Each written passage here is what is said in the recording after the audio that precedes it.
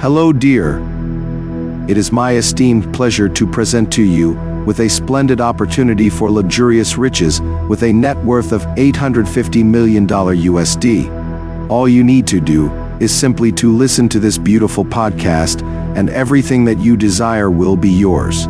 In the event that you refuse, I have acquired private footage of you executing dirty activities upon your own person that I will share it with your entire contacts list unless you kindly transmit $17 billion USD to me in cryptocurrency. Many blessings and best wishes. Hello, dear. Do you run hot? No, I'm usually cold, but like not in warm weather, but it's just like if I'm outside, I'll warm up and stuff. But yeah, I run hot. Summer's rough for me. I'm sweating constantly. Yeah. I'll take a shower, get out of the shower, dry off, put on a t-shirt, and it's soaked almost immediately. Well, I don't know if this is true. I mean, I don't know if this is true, but I wonder what the time, like, I heard that, like, the amount of time it takes for you to actually stop sweating once you start, there's like a window. So it's like, if you do shower, it's like, it is possible that you will continue sweating. Yeah. So it's like, that could be part of it. You might have to like, just like sit and like chill for a minute. I do that sometimes. I like won't I put never on a shirt. Want to. Yeah. But, dude, I bet that feels like a biohacking thing, like your perspiration window.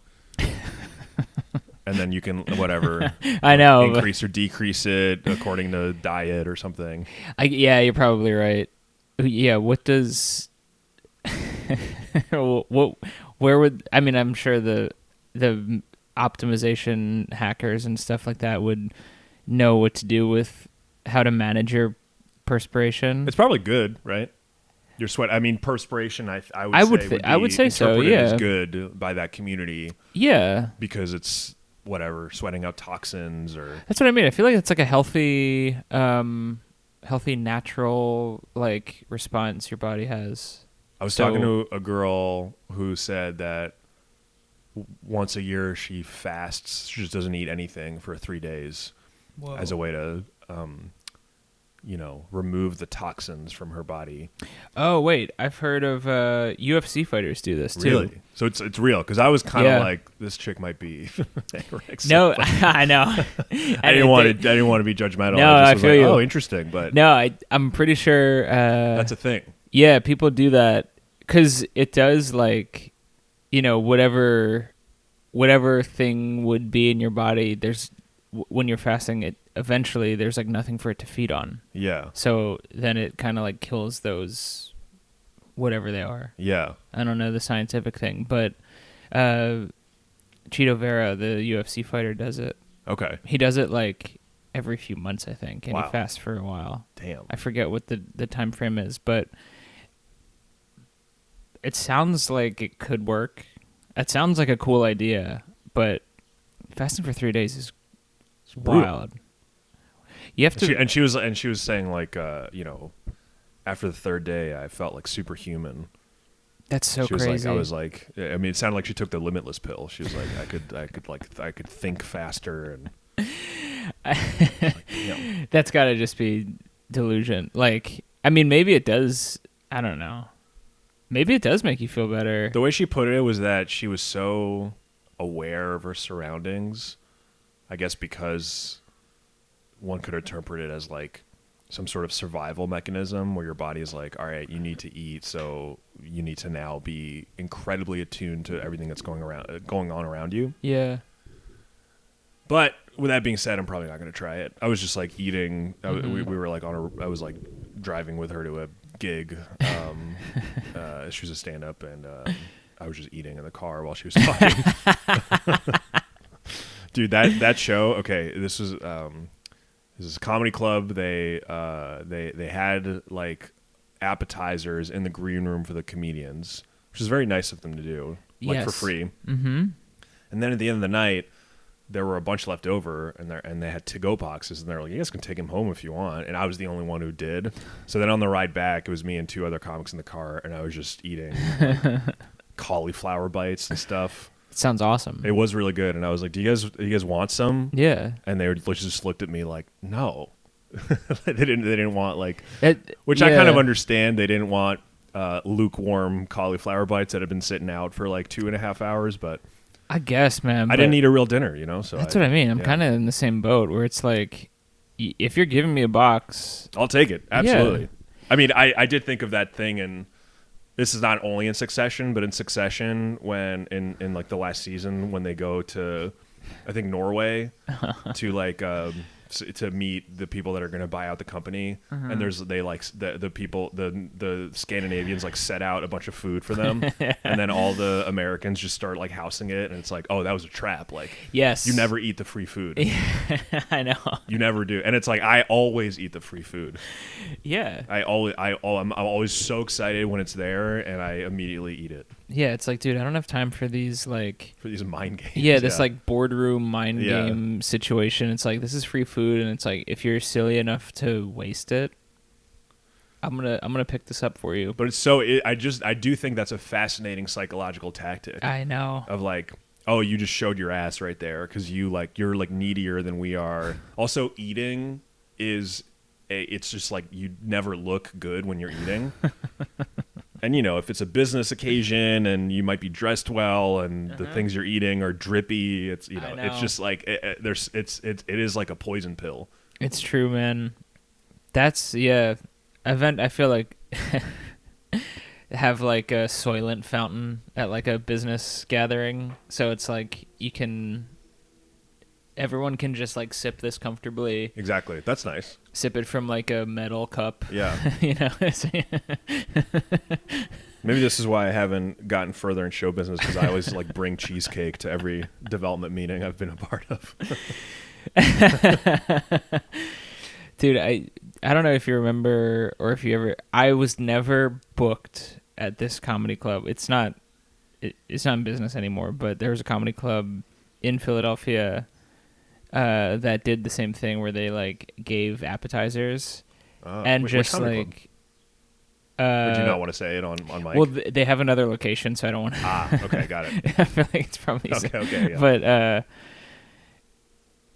it was just like it never got booked at it, but a bunch of my friends would get booked at it, and they were like, "Just come hang out," and I would hang out, and they would give the appetizers, and I would just chill and just eat the appetizers. Yeah, and they were like pretty good. They never like let you take them home, but it was like I would just be eating there the whole time.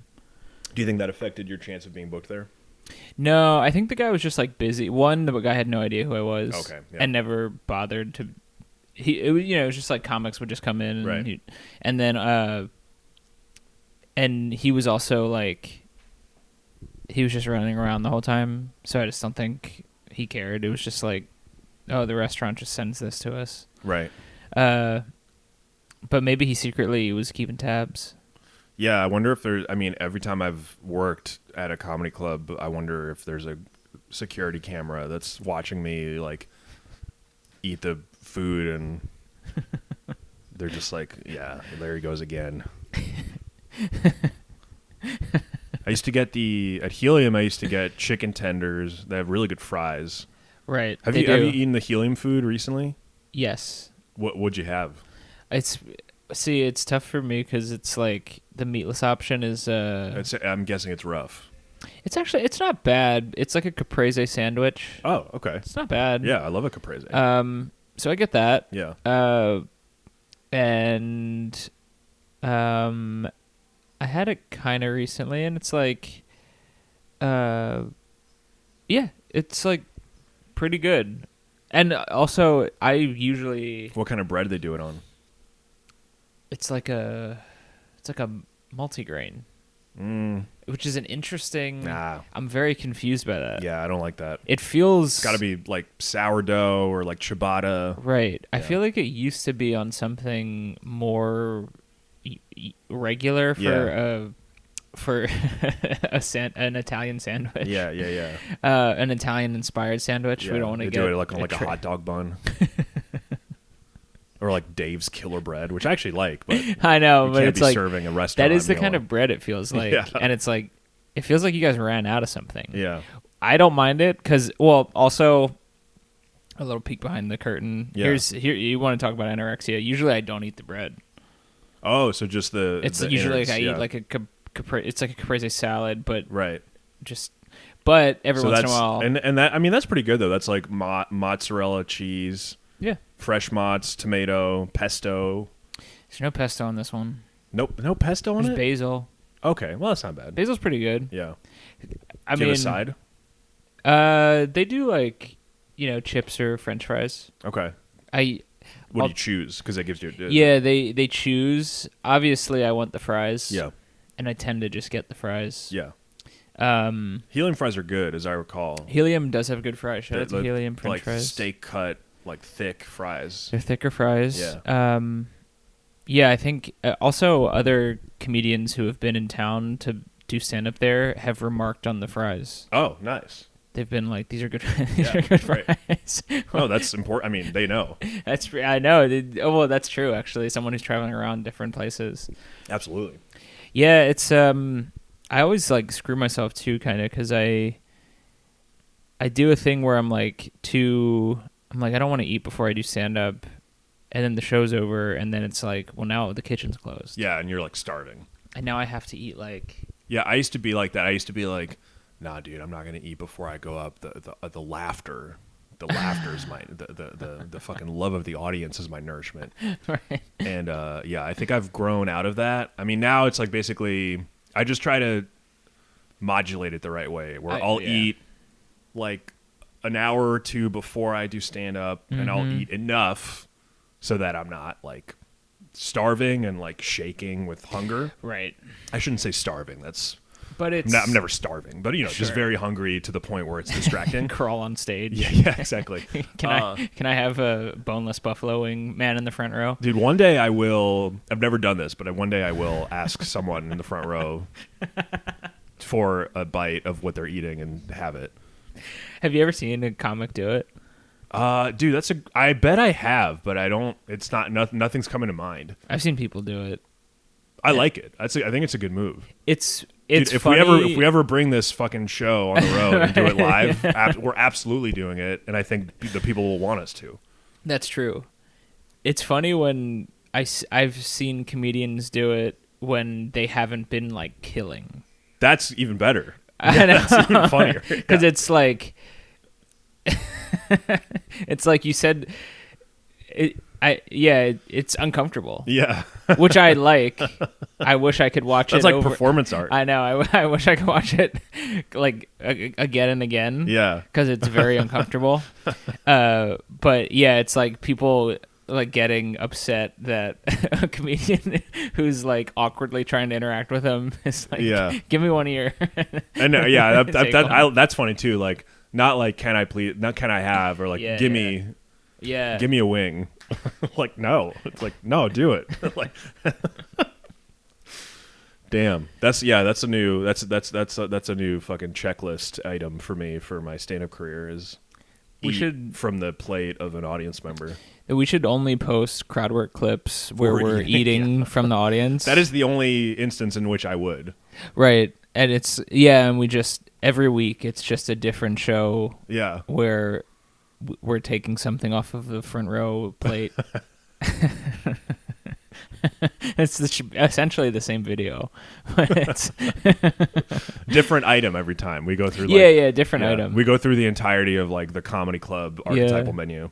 This could become like some twisted cooking show type of thing where it's like, or like a food vlog. Yeah.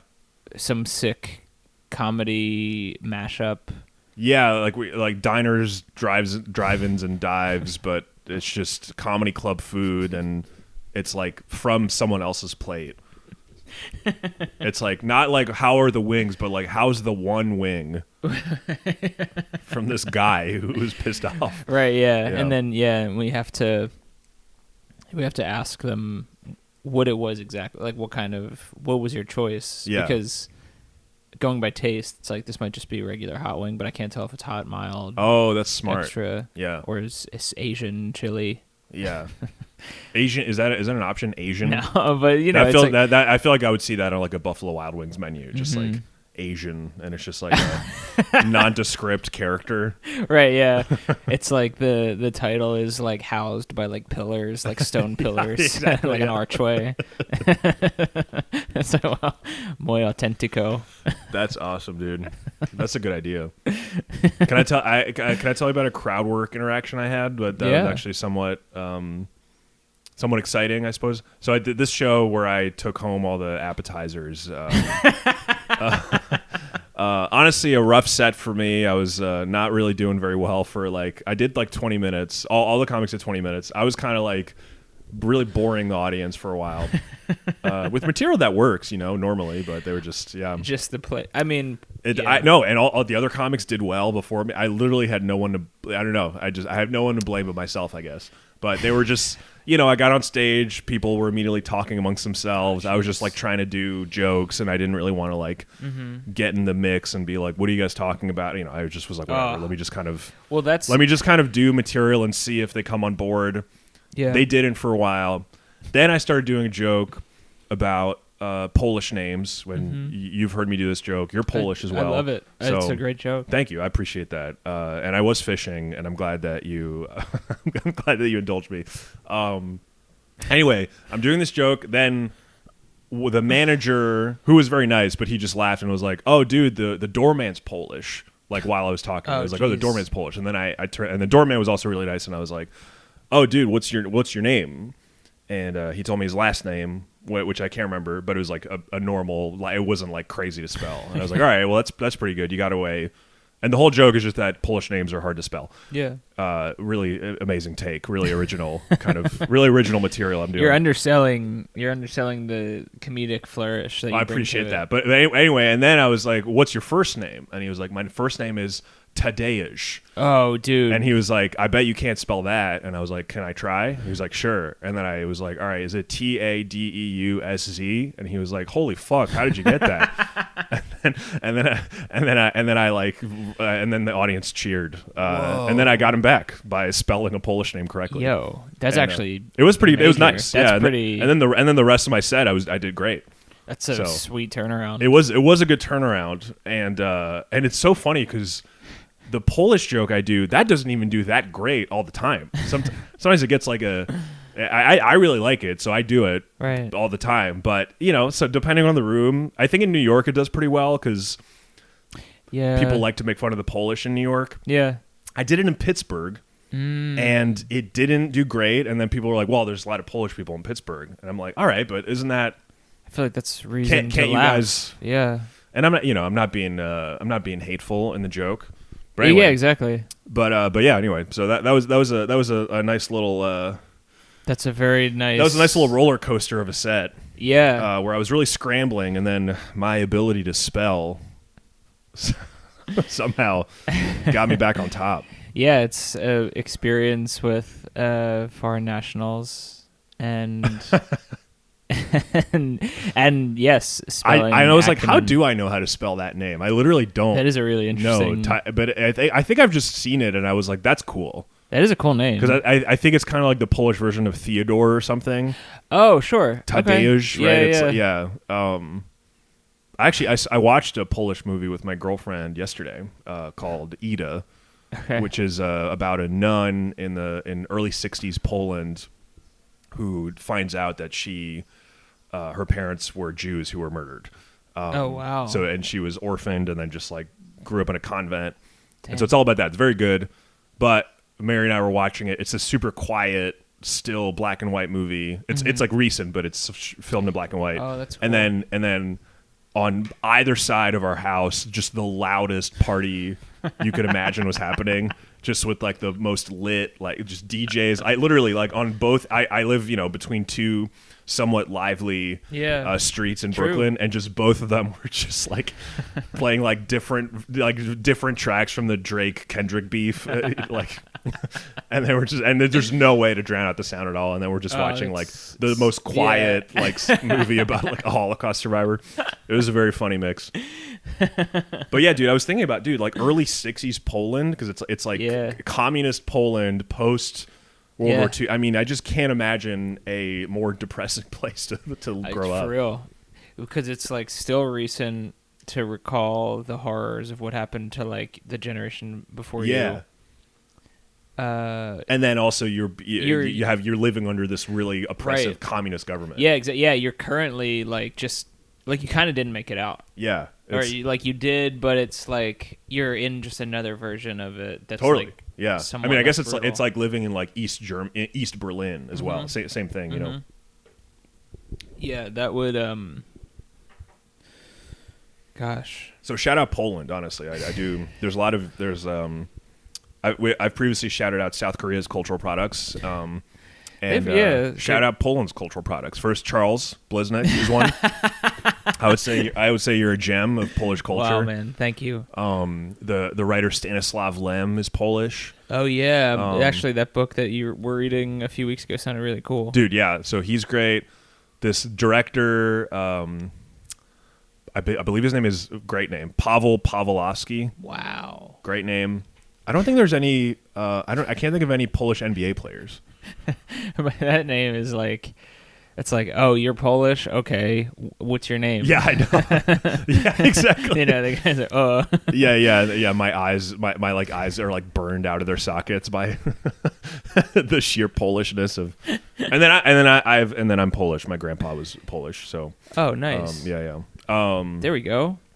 So yeah, Finally, dude. Should we? Also, I just want to quickly say that you were great in tires. And oh man, I hope you so much. anybody who's listening watches Charles in Tires and watches the show on Netflix. Yeah, I was very proud of you and happy for you.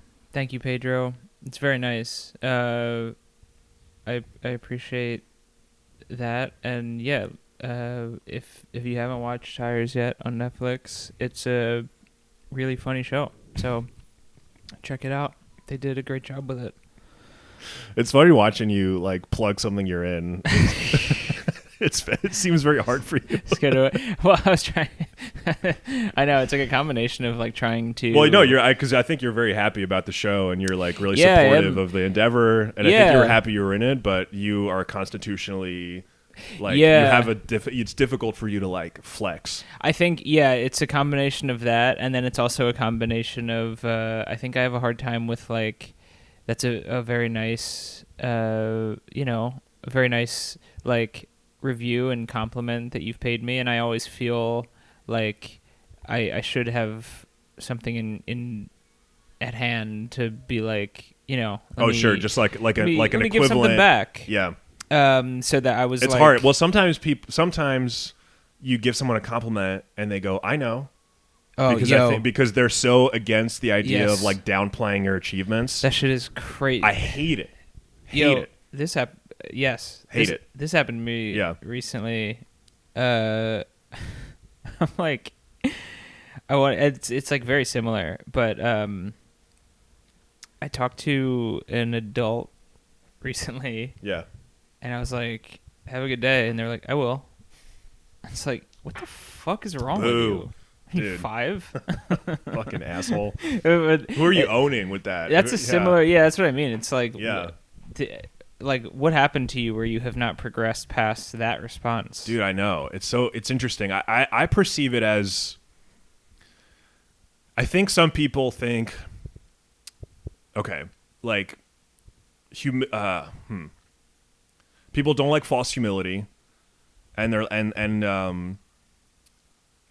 I'm also, this is tricky territory, but I'll just like plow through. Okay, I think sometimes like women and like black people and whatever other people of color, sometimes it's like they are culturally encouraged to downplay things that they do. Yeah. Because it's like, no, you want to be, right. No, you need. So then, as in contrast to that, sometimes then it's like, no, actually, you should like constantly flex and brag and be like, I'm awesome. Yeah. Yeah, I know that was sick. Yeah, I am smart and genius. Right. It's like, I want people to have self-esteem, and I want people to be proud of themselves and to acknowledge the work that they do. But I also think humility's good. Yeah, I don't see anything. Yeah. Yeah, I think humility is fine. It's okay to not constantly want to like, create a raise a statue of yourself in every. Yeah. But that's But I am someone could say, well, you that's your perspective because you're white, and so you don't need to fight for people to acknowledge your achievements or whatever.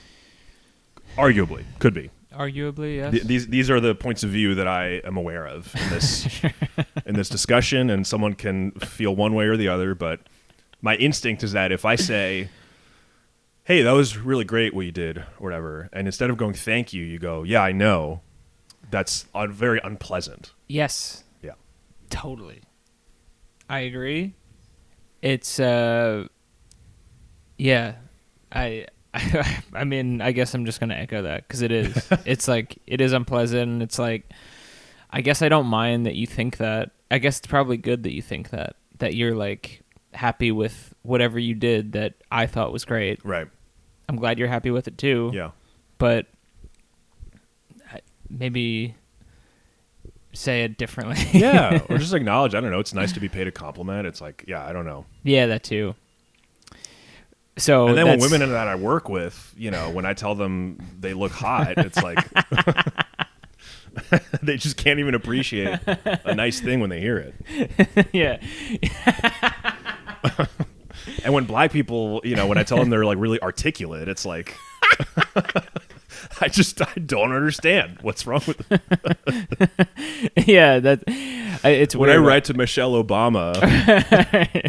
Yeah, it's always weird when I say that, and then I go, "Where's my hug?" Yeah. And then everyone gets out of sorts. Yeah, when I try to dap up people that work at the DMV. Yeah, under that, yeah, exactly, under the glass. Yeah. Okay. Can I tell you an intrusive thought I have all the time? Yeah. Michelle Obama's memoir is called Becoming, mm-hmm. and every time I see it, I'm like, yeah, Michelle, I be coming too.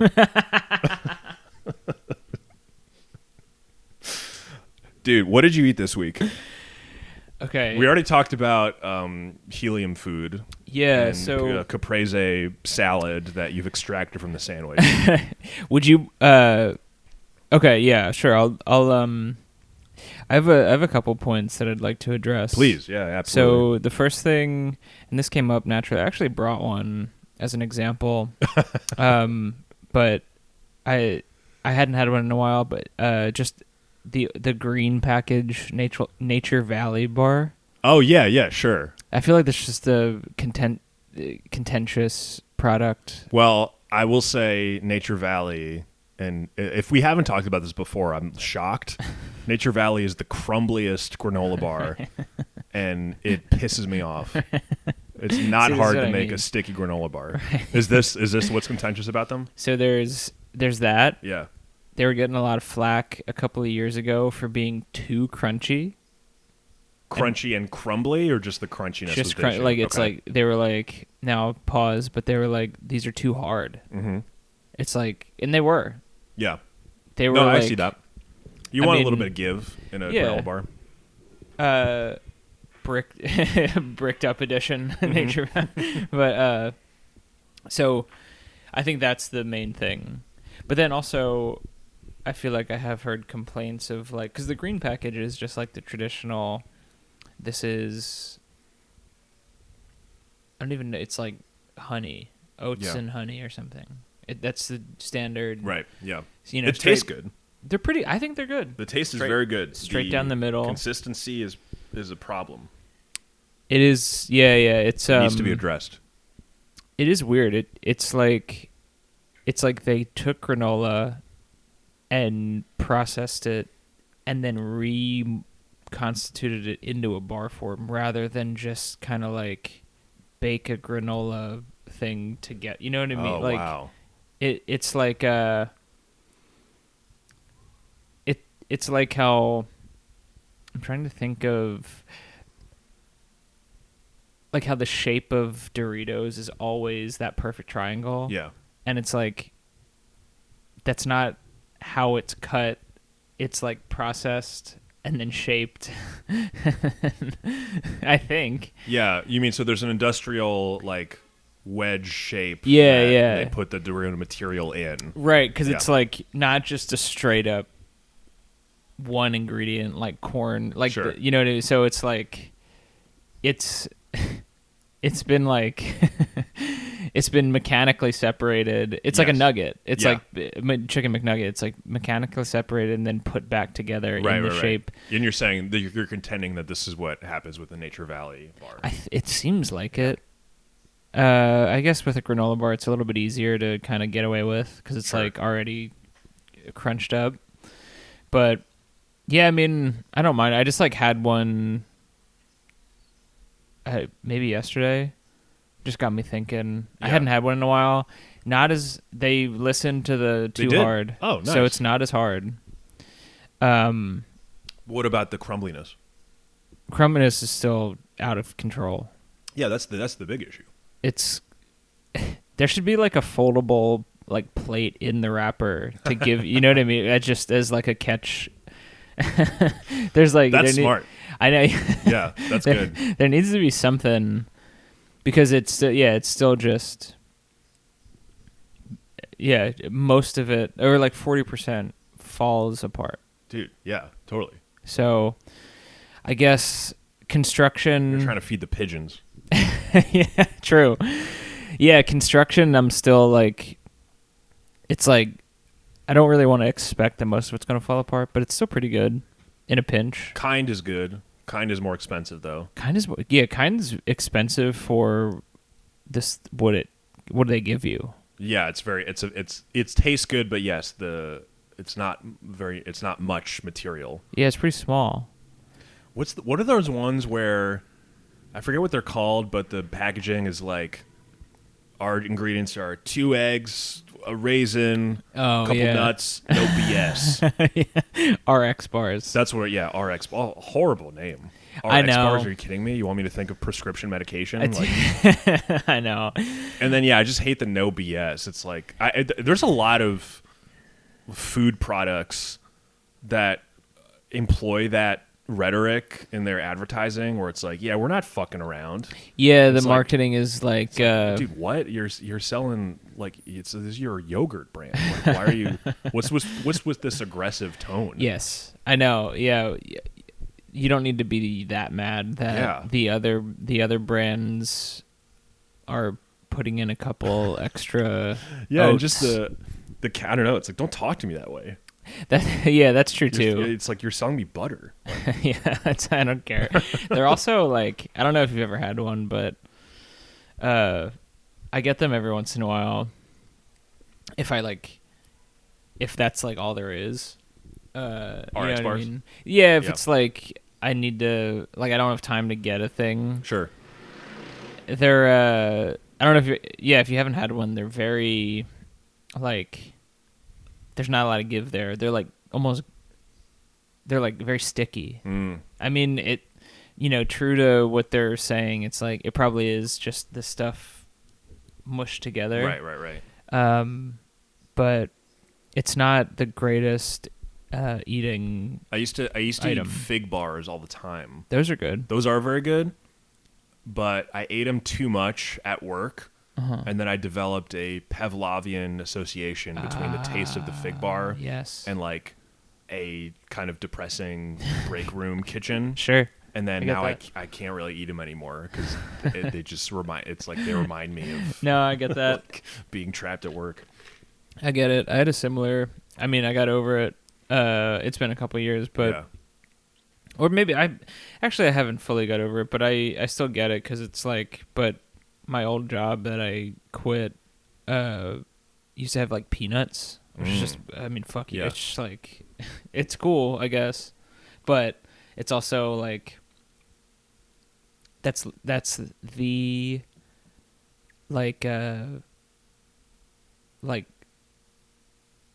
peanuts are like it's almost, when people like they don't make a lot of money and they're like, this is fucking peanuts to Yeah, me. I know. It's So it's like rude kind of. Yeah, that is funny. There's a name for that. I mean, I guess it's like a metaphor, Yeah. but like synecdoche, I think, Okay. which is when a small thing stands for a larger thing, I believe. No, that's right. You're right. Yeah, and it's Yeah, like that's yeah. what that is. It's like, yeah. So okay, so granola bar, green granola bar, fine, right? Is that sounds like Fine. that's your It is verdict? fine. I would have it again. Okay. So I did have another item to discuss, but I'd like to. I guess it won't take that long. If you don't mind doing it now. No, let's do it. I just on the way here, I found out that Dallas Barbecue does DoorDash, which is just a funny. Oh, it's just man. funny to Dude, me. we've had some nice meals at Dallas Barbecue. We have. Yeah. Wow. Dude, and it's like in the we I don't know if it's still around, but the one in the East Village, which is a hilarious place to have a Dallas Barbecue. I know. It's the tortured artist sitting next to me is having like a fishbowl margarita. Yeah, but I had it like I had like a avocado bowl or something. Oh yeah, it was like the size of my head. Yeah, actually, but it was really good. I know that's portions are booming there, I mean, which I kind of like. Dallas, I guess they're true. Just staying true to their their namesake. Yeah. But that was all. I mean, it was just an interesting piece of information to me. I'm gonna have some. Actually, I don't DoorDash that often. It's just funny to get that DoorDashed. I know. Yeah. It's like this guy in prison. Yeah. It feels like a last meal kind of thing to get delivered. I mean, the box they give it in, it's like the size of when you get like a paper towel refill from Amazon. Just like true. Yeah. Like 12 bounty rolls.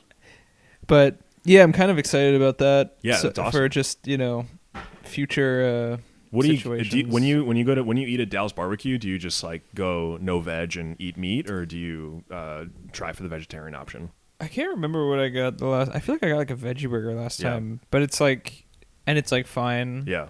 But I can't remember the last time I had got like meat there, but I probably just should if I go. Like I remember a long time ago being like they have pretty good wings. Yeah. And like huge wings. Right. I think I had a pulled chicken sandwich from there once. Sounds good. And it was really good. Yeah. Any pulled, pause, I guess. Any pulled meat is really good. Yeah, it's true. It's I must pause. It's like it's because you're just like you're fucking marinating that thing so long and right. The technique is really, and then it just like falls off the bone. It's awesome. Have you ever made anything like that? I guess so. No, I've never. I mean, I've used techniques that are similar, which is you just heat, you cook, yanked. Sorry. No, it's no. I just wanted to give that a second to breathe before talking over it. I didn't have anything to improve upon it, so I just want to let it shine. But yeah, no, you just cook some chicken or something in liquid for a long time. After if you sear it the right way, it has that nice burnt flavor on top and bottom, but then the meat is really tender.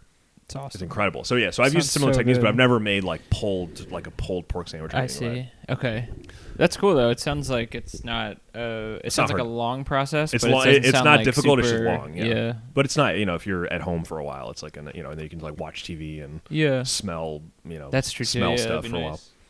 I'd like to tell you about what I ate. Generally pretty good eating this week. Yeah. But the thing I wanted to emphasize was I went up to visit my friends Alex and Kate in Boston. Shout out. Regular listeners.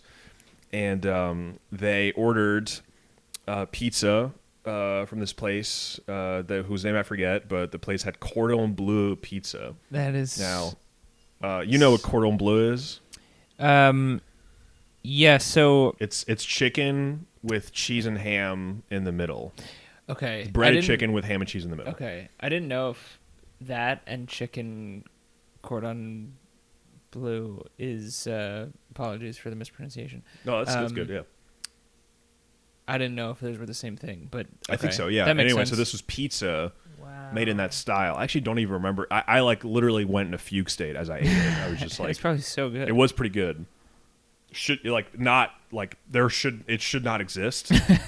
You should not make cordon bleu pizza, but this place did, and it tasted really good. That's so awesome. And I housed it. Was it like a thicker crust? It was a pretty thick crust. I feel like you have to do that with that kind of... Yeah, definitely. That would be insane to do on like a margarita type crust. No, it was like a thick crust. So, I mean, yeah, just like... I was going to say inauthentic, but it's also like, what does authentic mean? with True. pizza. It's all pizza is Yeah, inauthentic. I guess it's all we're all just making shit up, you know. that's true. And yeah, it's like at this point, why not? It's like, so is it like it's like a breaded chicken, right? Breaded chicken. Oh my. And so it was just like little pieces of breaded chicken, and then the sauce wasn't it wasn't tomato sauce. It was something else. Whoa. Like some kind of white sauce. Oh, wow. Again, I really did not discern what I ate very closely. Sure. I just chomped. And then there's ham as well. There was ham probably. But again, but my memory, right. I feel like I'm on like the stand testifying to like a crime. Yeah.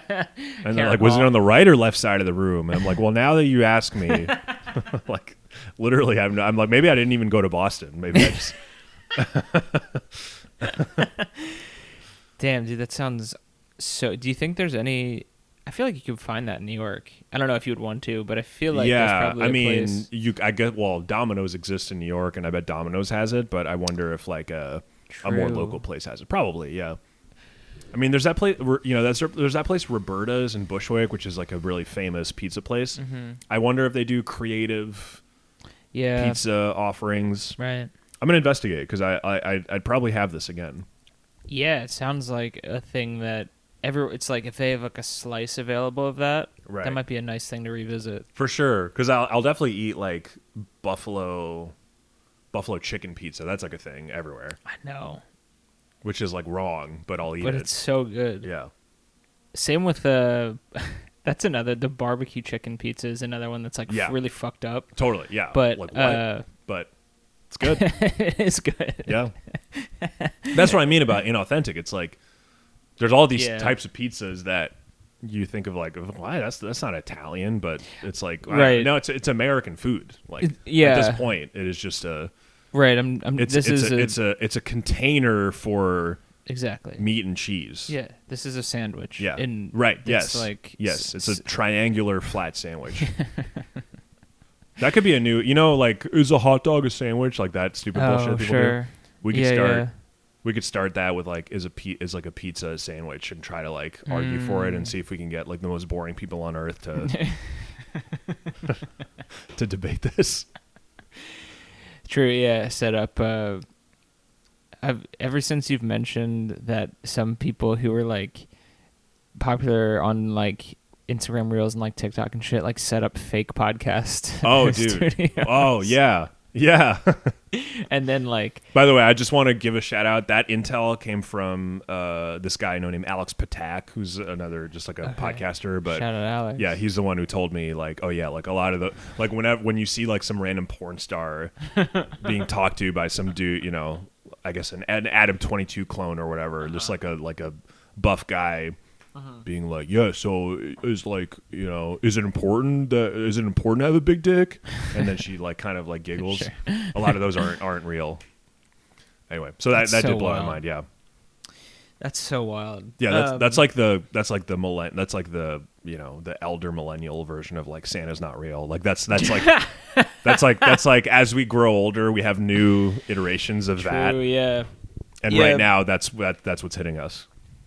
It's so interesting. It's like that's a lot of, I mean, and well, I'll see like ads that are, oh yeah, and I don't mean podcast advertisements of like an actual podcaster doing an ad for something. It'll be like an ad for some product, and it's presented in the style of a guy on a podcast talking about it, and it's clearly not real. It's very weird. It's like. That and what's interesting about it, and not to ramble on it, it's just like I think what's interesting about it is that it's clearly not trying to fake the average human consumer. No thinking person is going to see that and be like, wow, what an interesting podcast this is. They're going to say, oh, this is an ad that's made to look like. But I think what that's doing is it's just trying to trick the algorithm where it's like, algorithms will boost videos that have the ingredients that include someone sitting in front of a microphone with headphones on talking about something animatedly. That's crazy. Isn't that depressing? It's really depressing, and I guess I'm naive because I didn't realize. I mean, why wouldn't the algorithm go that far, or participation in trying to? It makes sense. Yeah, totally. If you're like an advertiser, Everyone's just trying to game the algorithm. Yeah. Or like there was a Rocket Money ad that was stylized in the form of a stand-up crowd work clip. Wait, I feel like I've heard. It was crazy. It was literally like just someone pretending to be a comedian on stage being like, That's actually. yo, so how many subscriptions do you have? And that's actually very clever. It's just like very fucking. I know. It was, yeah. Honestly, might be better than some of the crowd work clips that are out there. That's what everybody was saying in Oh, the comments. okay. They were like, Yeah, this is like about as funny as most crowd work That's clips. so funny. Damn. How many? That'd be funny if there were like 60 stand-up consultants being like the authenticity. Dude, of, yeah, I wonder if they had any stand-ups working on it. I mean, they probably had someone involved in comedy who wrote the ad because, yeah. I mean, how could you? But I guess these crowd work clips are popular enough that the average true. copywriter might just have come across it. Damn, dude. Yeah, that's true. If you're in your algorithm, just so just an ad that is purely for the algorithm purposes rather than any actual like consumer who could, not for a consumer. And then there's no, I guess there is a little bit of creativity in the sense that it's like I've made this decision to try and right, but after that it's just so strange to me. This is the future a lot of people depict these days, is like the internet mostly being things generated by AI that are also consumed by AI. And just Whoa, that the is percentage of stuff that humans are even aware of being on the internet is like minuscule, which is kind of crazy to think about. That is crazy. Next on the agenda is a science story that is quite interesting, pretty horrifying, and that I think is getting some amount of attention right now. I don't know if you've already seen this pop up on Twitter. I haven't seen the story. I've seen like people on Twitter mention this. Yeah, but I haven't. I mean, I guess it's kind of depressing, but I was just like, yeah. Right. I know. Okay, so the story is that researchers at the University of New Mexico found microplastics in human and animal genitals. About 24 human subjects and I think 50 dogs' testicles that were taken from veterinarians after they had been neutered. Dang. And there were microplastics in all of them. And microplastics seem to be everywhere in our body. Yeah. Which is and it's interesting. This is something I've seen talked about more and more that I've sort of haven't paid attention to. Yeah. This, first just the sheer kind of, what's the word?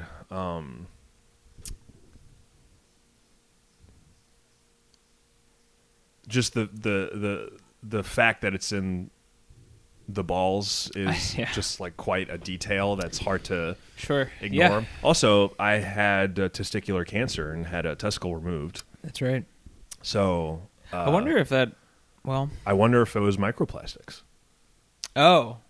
I mean, I remember asking the oncologist after I got surgery. Yeah. And I was like, "What do you think caused it?" And he was like, "Nope, people don't know. We don't know what."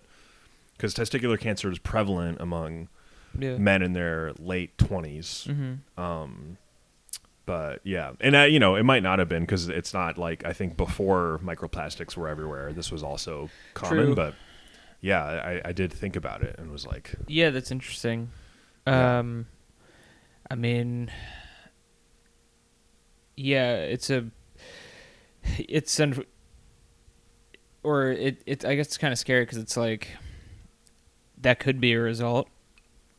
Certainly, I guess it also seems like it's early in the point where it's like we don't necessarily know what this does. We just know that it's like in your system and it's like probably not good for you. But like, yeah, they also mentioned that the chemicals that are in microplastics, it's possible there's a correlation between those and a overall decline in fertility among men. Oh wow! That it could have issues with fertility and health of reproductive capabilities. That makes sense. But that's I wonder if they like were testing testicles. Like, I feel like for the reproductive reason, that was probably like a target of the survey.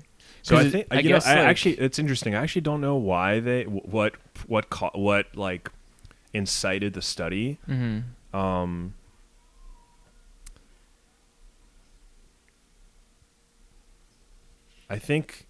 I believe it was. I think it was. Yeah. It was specifically about like how much microplastics permeate, human bodies. Yeah. But yeah, they collected the testicles from autopsies of people ranging in age from 16 to 88. Oh my God. And from nearly 50 dogs after they were neutered at local veterinary clinics. That's a big age range, 16 to 88. Yeah, that's 88. I guess that makes sense because I think, plastics manufacturing has been around for a long time. So. Yeah, I was about to say it's surprising, but then I was like, no, that's like actually a longer lifetime living with them when you're 88 now. Yeah. And then I have a feeling it's just like most certainly going to be in anyone who's like just young to anyone now. Yeah, totally. But like, this stuff doesn't. Do you get a sort of inherent kind of bodily sense of like shock or fear around this stuff, or are you just like, well, what the fuck am I going to do about it? Sometimes I feel this way when it's like, like cell phone waves can be harmful to your brain. I'm like, dude, what? I literally don't know what I can do about that. Well, right, that's it.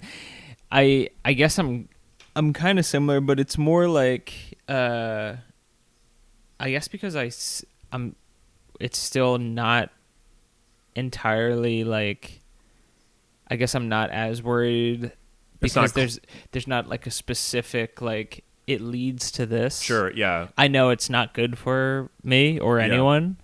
But it's not clear what the harmful effects are. Yeah, and I think just because there's like a specific thing that you're not warned about is maybe why I'm like not as worried about it, but I think my focus is more like kind of what you're saying. It's like, what do I do about it?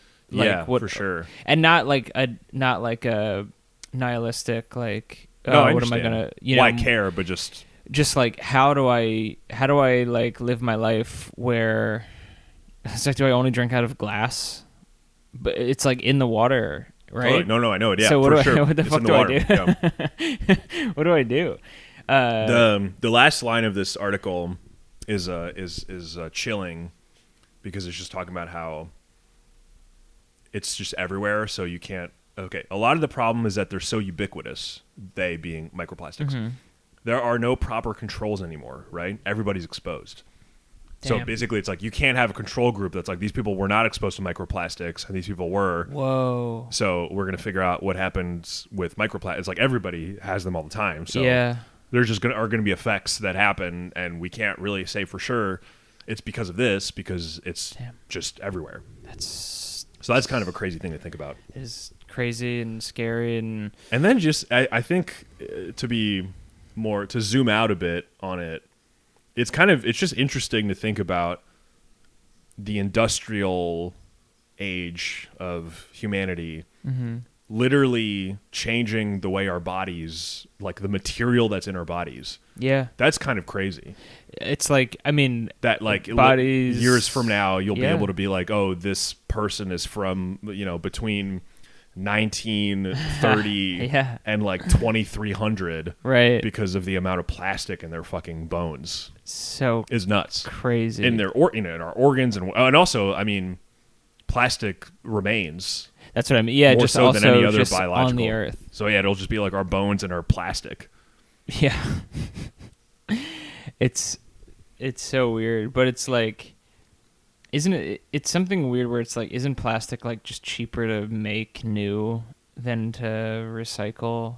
Oh, I don't know, but I think that might be believe just that. be why it's like Yeah. so prevalent. Right, I believe that. Because Because to recycle it effectively, you have to have this whole process of right. They, like, disposal have- yeah. and cleaning and repurposing, and or you can just fucking make a bunch of plastic in like in an automated way that's just you don't even have to think about. Yeah, they haven't necessarily. I mean, I don't know. No disrespect to the people who are properly like using the recycling, the actual like loop of Right. like. I have no idea if I am. I mean, I recycle, but I don't know if it does anything. I mean, I don't know where that stuff's going. I don't. Unfortunately for me, it's like I don't think. I think this shit gets just like burned, which sucks. Yeah. But this is not years ago. Maybe less than. I think it was like a year or years ago or something. But I remember reading an article about microplastics, and you know those tea bags that are like the puffy kind of like 3D triangles. Yeah. Those are apparently like have insanely high levels of microplastics. So it's like Wow. if you can help using those, Damn. use something else. Wait, so like, Because I think is those that like the are- average tea bag that's like in I think the average one is like fine. fine, okay. Yeah, the average one is like I don't even know. It's Yeah. like some coated paper, right? Yes. which I think is probably, if any, less. Yeah. But yeah, those other ones are like Damn. plastic, like silica. You know, it's like Fucking some weird, horrible combination of things. That's like a crazy high level. Let me read some parts of the article that are a little bit more granular. Instead of trying to count each microplastic particle, the researchers were able to quantify the total amount of plastic by dissolving all the biological tissue and separating out the solids. About 75% of what remained was plastic. So I don't know if that means 75% of the material that's in my testicle, my single testicle right now is Yeah. microplastics, or if it just means like after you take out all the bio stuff. That's what I think. It sounds to, not that I know, Yeah. but it sounds to me like what they're doing is like 75% of what's left after is- they remove that, which is still That's still crazy, which yeah. is still like, But I am having blows my trouble mind. contextualizing that data point. I Okay, know then- that's a tough one. That is not meant for. It's not my area of expertise. Yeah. My unfortunately. reading comprehension is struggling with that one. That too, yeah. Okay, then polyethylene, or PE, made up a large portion of that. It's the most widely used plastic in the world, showing up in packaging, bags, and any number of products. Matthew Campen, who has examined these tiny particles up close, describes them as, quote, shard-like stabby bits Jesus. because of the way they've become, quote, old and brittle and fragmented. Whoa. Shard-like stabby bits. Good language. Very vivid. That is good language. I wonder if that's a British dude. Yeah, stabby bits does sound British. It does, but that's also like, it's like either British or Yeah. very smart scientist. You know what I mean? Like, yeah, for sure. I feel like just because that is a very good descriptive word. It is. But yeah, it's full of imagery. I feel like a very Yeah. God, educated. Yeah, I think that's like just that image, that if imagining my ball all jagged with fucking that stuff. Yeah, is man. It really- makes me. I mean, it makes me wonder if. I mean, it probably could lead to, like a kidney stone or something. Fuck, dude! Imagine passing a microplastics kidney stone. It's part of like a Sprite bottle. Yeah. It's like, God damn it. Oh my god! And then the other one, polyvinyl chloride, what's in PVC piping, emerged as another prominent culprit and was the second most common in the dog testicles. Wow. Vinyl chloride is classified as a carcinogen, and long-term exposure, for example, in drinking water, can increase the risk of cancer. PVC nuts. That's what's going on in our generation. It's crazy. It is crazy. But yeah, I don't know what to do about it. I don't know what to do about it either. I don't even know how to did feel they about offer any prescriptions? No, yeah. I mean that. Yeah, we'll have to go to Huberman for that. That's yeah. I bet he has some cool stuff about how to, I don't know, reduce your microplastics exposure. But yeah, I mean it's funny. Someone was like, it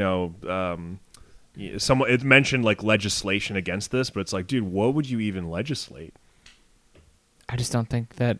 I mean, you would have to disrupt these enormous industrial processes that look. I mean, that might be the right thing to do. I think it might be. I just don't believe that would happen. It's not going to happen. Yeah, it's just it's immediately going to be hailed as this like disastrous job destroying, which it could be. And that's the problem. Is like all these things have these externalities that you can really meaningfully and correctly argue that are bad, but then you have this alternate, you have to make a choice and both choices are bad. I know. And it's also, it's like one of those things where it's like, even if they did try to enact it, it's like, we're going to do this by 2035. And it's like, I'll be dead. Totally. It's like most of us, whatever. It's just dude, that's so far away that it's like, you might as well just not say anything. Yeah, I mean, I think I mean, again, zooming out, I'm reading a book right now called Last and First Men, which is awesome. It's a fictional history of the human race, starting at the book was written in 1930, so it starts at like 1930 and then goes forward like 2 billion years. Whoa! And it's just imagining what happens to humans along this like geological timescale. Wow! But so I'm reading it, and so it's like making me think about. Olaf Stapledon wrote this book. It's a beautiful... Cool name. Yeah, very cool name. Beautiful book. I'm really liking it. It sounds awesome. It's very cool. But anyway, it's like it is fun to think about humankind in this crazy zoomed out way. But yeah, imagining what if like, in like 200 years, certain kinds of people develop better immune systems that can better accommodate microplastics. Yeah. And then maybe they develop some kind of extra limb. That's what I mean. That it's synthesizes like the plastic. And right. There's a possibility of like some sort of like, I mean, over enough time, I would imagine that some sort of biological like accommodation would be made. Right. Like by anybody that is like taking these in to like, I don't know, process it or like house it somewhere. Like I don't know how you could make use of it. Yeah, because it's like, I don't know, because I guess some of it's, I mean, I guess it's not all synthetic, right? There's like some sort of mineral oil or something that goes into the making of plastic. Maybe I'm wrong. Dude, but I don't know. I don't know anything about the production of plastic. I'm just speculating. It's like I wonder. But I do. Now it makes me curious. In general, I want to learn more about materials. Right. How like when you like mine for copper, what happens? Literally, how does that work? And then how does the thing go to the factory? And I would like to know more about that stuff. Yeah, it's crazy. All those, the mining operations too are like, everything just seems very like evil empire. I'm not trying to. It just. Oh sure, yeah. It's just a mining company. Yeah, just doesn't sound good. No, for sure. But we need it. I mean, we need mining. I right? know, absolutely. Yeah. No, we fully do. It's just like. But yeah, I mean. I think I've been thinking about this a lot, just like the relationship that humans have to materials. I know. And how we extract them and what we use them for, and it is a very, and it's so much of history is based on that, is just like centered around that. Here's the other thing I was thinking about. Okay, coal, oil, gas, right? Obviously, I know the difference between them, but I was like thinking about like actually I don't really understand the difference in extraction process. Oh yeah. Like, and also I don't understand how, for example, like the relationship between coal and electricity or gas and electricity, oil possibly and electricity, I like don't know, even though I know there is a relationship. True. I don't either. Yeah. And I would like to. yeah. That's the kind, because I'm a big I'm a big lib, and I read a lot of I pay attention to lib activities and consume lib media and stuff. Doesn't really talk about that stuff very much. True. It's like I feel like the that sort of like nitty gritty kind of like that dirty the way that like these materials are interwoven into society. I think NPR types don't really, I mean, they pay attention to it to admonish it, I suppose, and to be like, we need to move onto more sustainable fuels or whatever, but they just don't really talk or think about or engage with like, well, what does it mean? Like, how does that work? Totally. How does that process work? I know. And I mean, maybe this is my own like cynicism, but I think because to most folks that would be like a boring story, and it's like, I need your eyeballs for sure. So I agree. Yeah. But it is fascinating, and I would imagine like if it's presented the right way, it's like probably very educational. Yeah, like I started watching the other day, like the beginning of like a fucking 70s Shell video. Whoa. Like it was sponsored by Shell, but it explained the process of extracting oil from the ground. Damn. I was like, I didn't know any of this stuff. Yeah. It was like really, it was pretty interesting. I bet. And wrong, I mean, in the sense that it is bad for the environment, but it's like, it's good to, I mean, it's like, it's as a feat of engineering, it's pretty, totally. It's a marvel. Yes. And also, I mean, I don't know how strongly I believe this, but I think I'm getting to this point, which is that to meaningfully change how we obtain energy and how we can continue to keep society going, but to use a sustainable form of energy, we're probably going to have to use the infrastructure that, oil and gas companies have. Yeah. Because they have the expertise. They work with fucking geologists and chemical scientists, and they hire everybody who knows how to do this stuff. Right. That's a good point. So it's like you can't just like blow up BP and be like, all right, now we're... Yeah, they're not going to go away. They have to be convinced to use their infrastructure in a direction that's more positive and less damaging to the environment. How is that? I don't know. How does that happen? I don't know.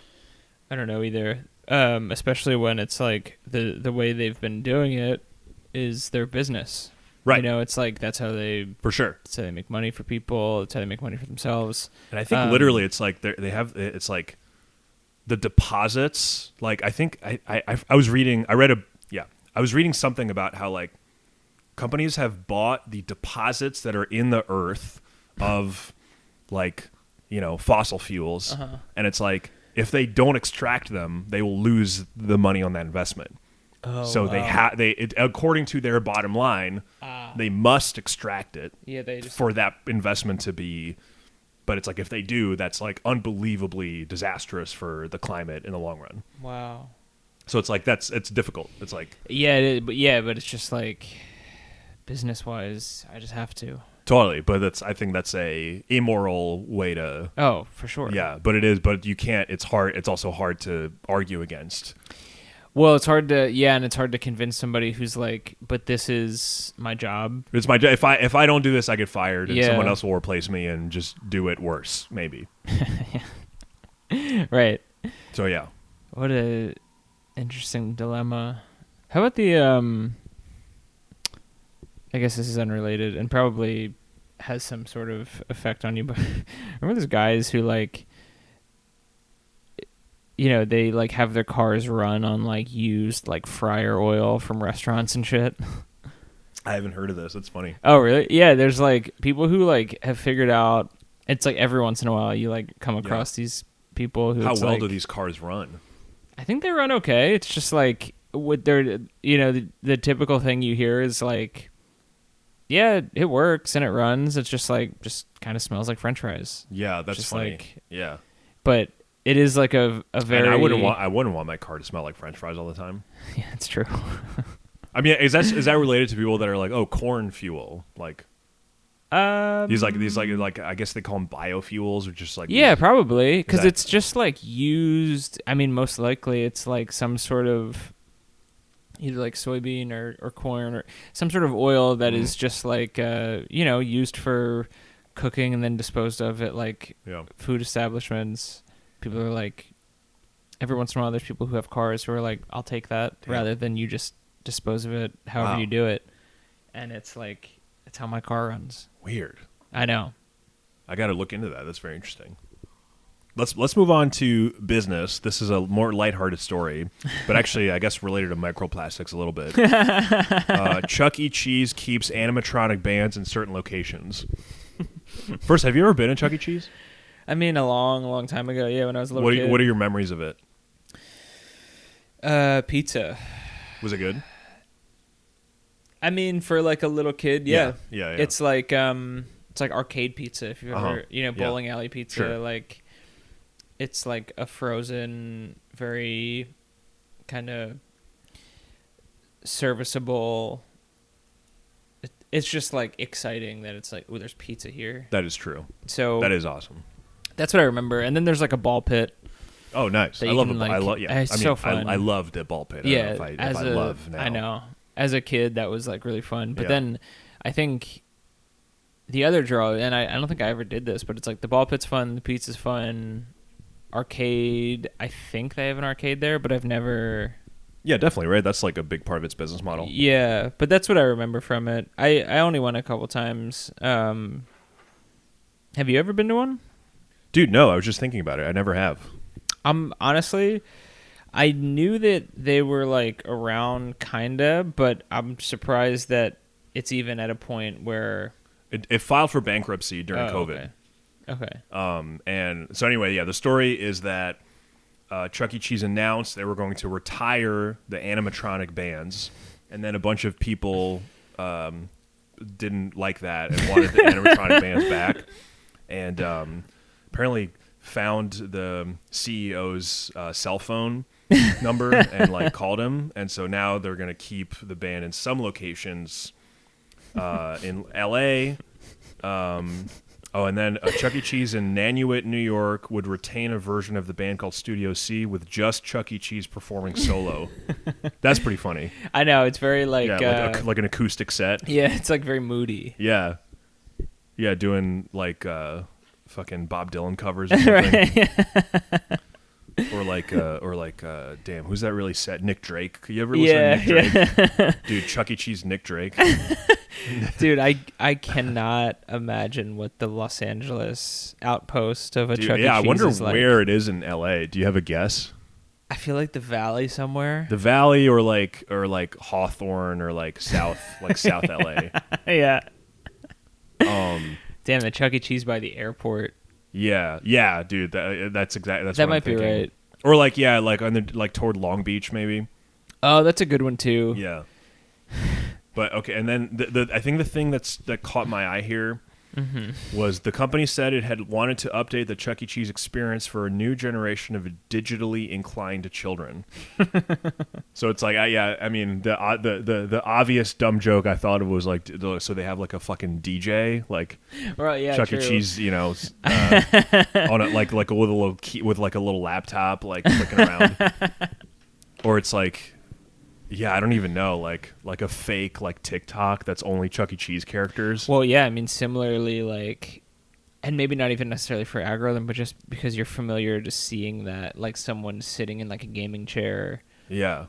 Kind of like a reaction video. Oh man, yeah. In real life. Dude, that's damn. Dude, what do you think of reaction videos? I don't really care for them. I don't know. It's like, especially now in like the current landscape of media, where it's like people who tend to make those videos are also like view themselves as content creators. Right. So it's like, well, I have to just have content about the latest thing that comes out. So here's my reaction video about so and so. Dude, yes, I know. And that gets to a very dangerous, in my opinion, that becomes a very dangerous kind of unwelcome for me, like, situation to put yourself in. What do you think is dangerous about it? Okay, well, the specific example is I saw someone recently put up they're like podcasters, and it's like, here's our reaction video to the hotel footage of Diddy beating his wife. Oh wow. And it's like, I don't know if you Yeah, need to, that's oh man, that's that's awful. Yeah, so it's like shit like that where it's like maybe Yeah. Yeah, that's that's tasteless. what I mean. It's like what could your what do you need to Dude, I know. Yeah, what take are you gonna have on this that's somehow zagging on what everybody else is saying? It's fucking hot air, dude. Yeah. I mean, unless people love it though. People love reaction videos. Well, that's what I mean, and yeah, so it's like maybe not necessarily dangerous in that standpoint, but it's like how inflated does this get? And maybe people just watch a bunch of them. I can totally see how people would watch that video that I just mentioned. Like, yeah. Of course you're gonna. Chuck E. Cheese reacts to Diddy. That might be it. Yeah. It might be like Chuck E. Cheese reacting to. Yeah. You know. That's funny. Chuck E. Cheese reacts to like ISIS beheading videos. the animatronic arm going up to his head to hold it. I don't even know what he sounds like, but I don't have and I've never been. You know, it'd be cool at Chuck E. Cheese like hologram like they did with Tupac. Dude, wow. Then you can kind of get it in all the locations without and then phasing they out. wouldn't. It's like it would be like. I mean, a hologram, you could do whatever you want animation wise. Yeah, it could be like, a real rat, like a. Yeah, the link up between. I wonder if Chuck E. Cheese even tried that, or if it was even discussed. The link up between the old New York Pizza Rat and Chuck E. Cheese. Oh, dude! Wow. I mean, if they haven't thought of that, they should. It seems like a good synthesis of. Hold on, let me get my boardroom speak on. Yeah. It seems like a good synthesis of. Okay. Something about organic content. Yeah. Organic Subway content.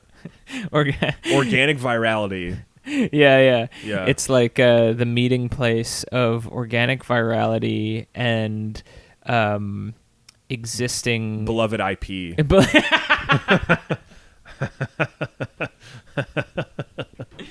It's well positioned to take advantage of the current wait, what was the I don't want to retread, but the Sweet Green one is like, dude, yeah, that was really good. Yeah, I don't remember. But anyway, there was a similar. You had, I mean, this one they're kind of getting close to it in the new generation of digitally inclined. Dude, digitally inclined is very funny. Like, that's almost like psychiatrist speak or child. Like, that's it's like true. a combination of like. I mean, it makes sense. Digitally inclined. No, it is. It's true. They are digitally inclined, but it's like. It just kind of paints a neutral, which I guess depending on your point of view, it is neutral or I think it's negative. It's like it's bad that we got these generation of microplastic brained iPad kids that like get they have like panic attacks. I mean, I would, dude. Can you imagine being like a neurodivergent like 9-year-old who like has like sound sensitivity and like whatever, it has all these kind of attention issues, and then you take him to Chuck E. Cheese and you watch him. He has to watch like a animatronic band playing like it's probably scary, like playing like Layla or whatever. I don't even know what I don't know what fucking songs they play. Yeah, they have to. I wonder how frequently they update like the playlist because it's like clearly the music will change. It's like I want to hear. I don't even know. Are they play? I mean, is that Swift. part of the attempt to appeal to kids? Is like they're playing like trap or whatever? Right? Yeah, it should be. Literally, what this is? I'm about to say the oldest thing. What are kids listening to right now? I don't have a concept of like a great question. I think it's just like shit that comes up on TikTok, right? I think so. Yeah, it's like so whatever is even playing in a TikTok video. Yeah.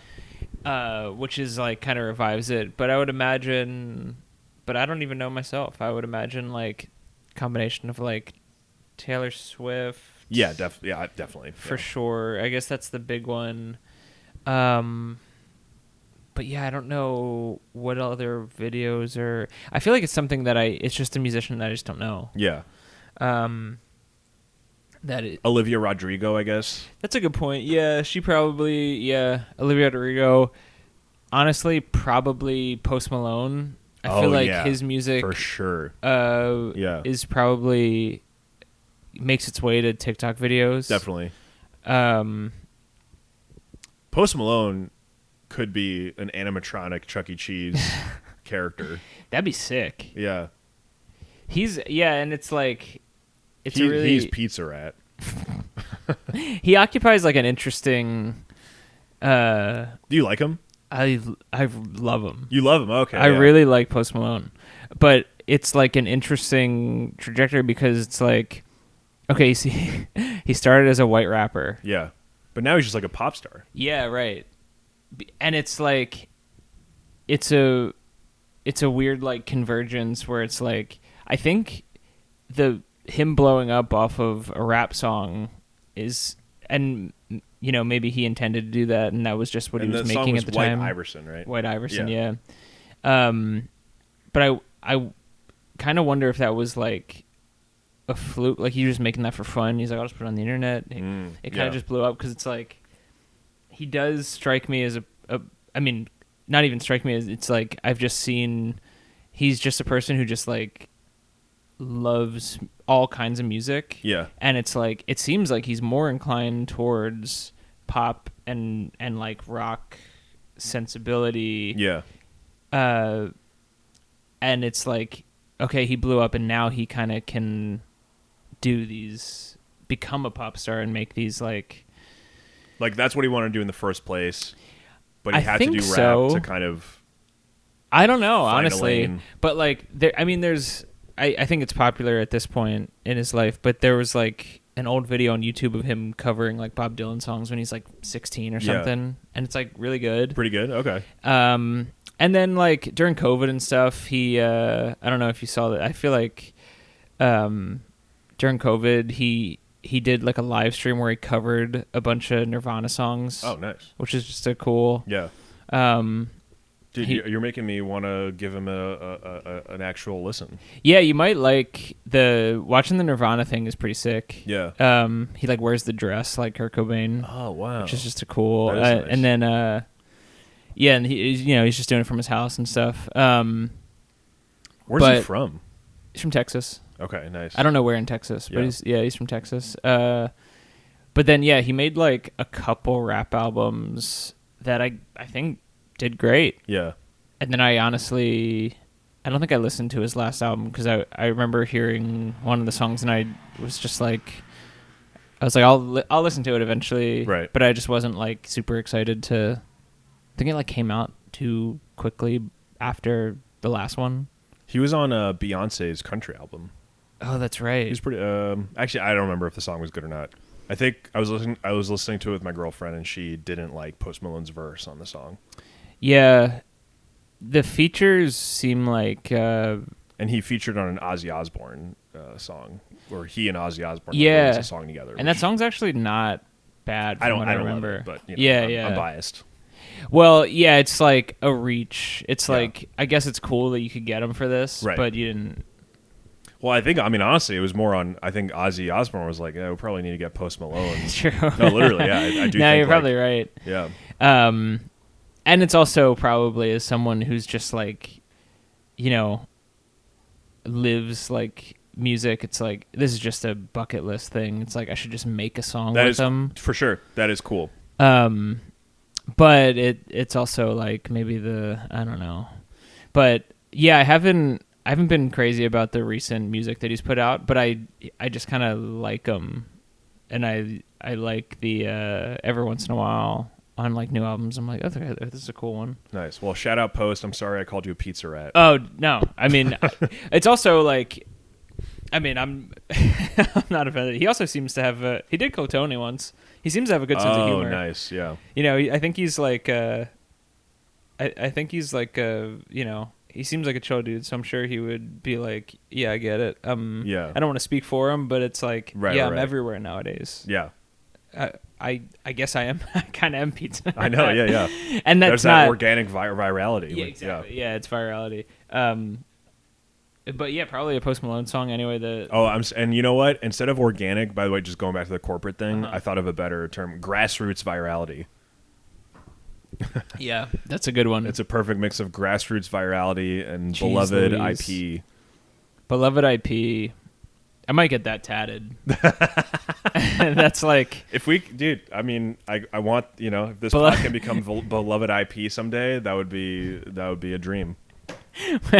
well, I mean, I guess that's the merch if we ever get to that dude, point. that's actually fucking.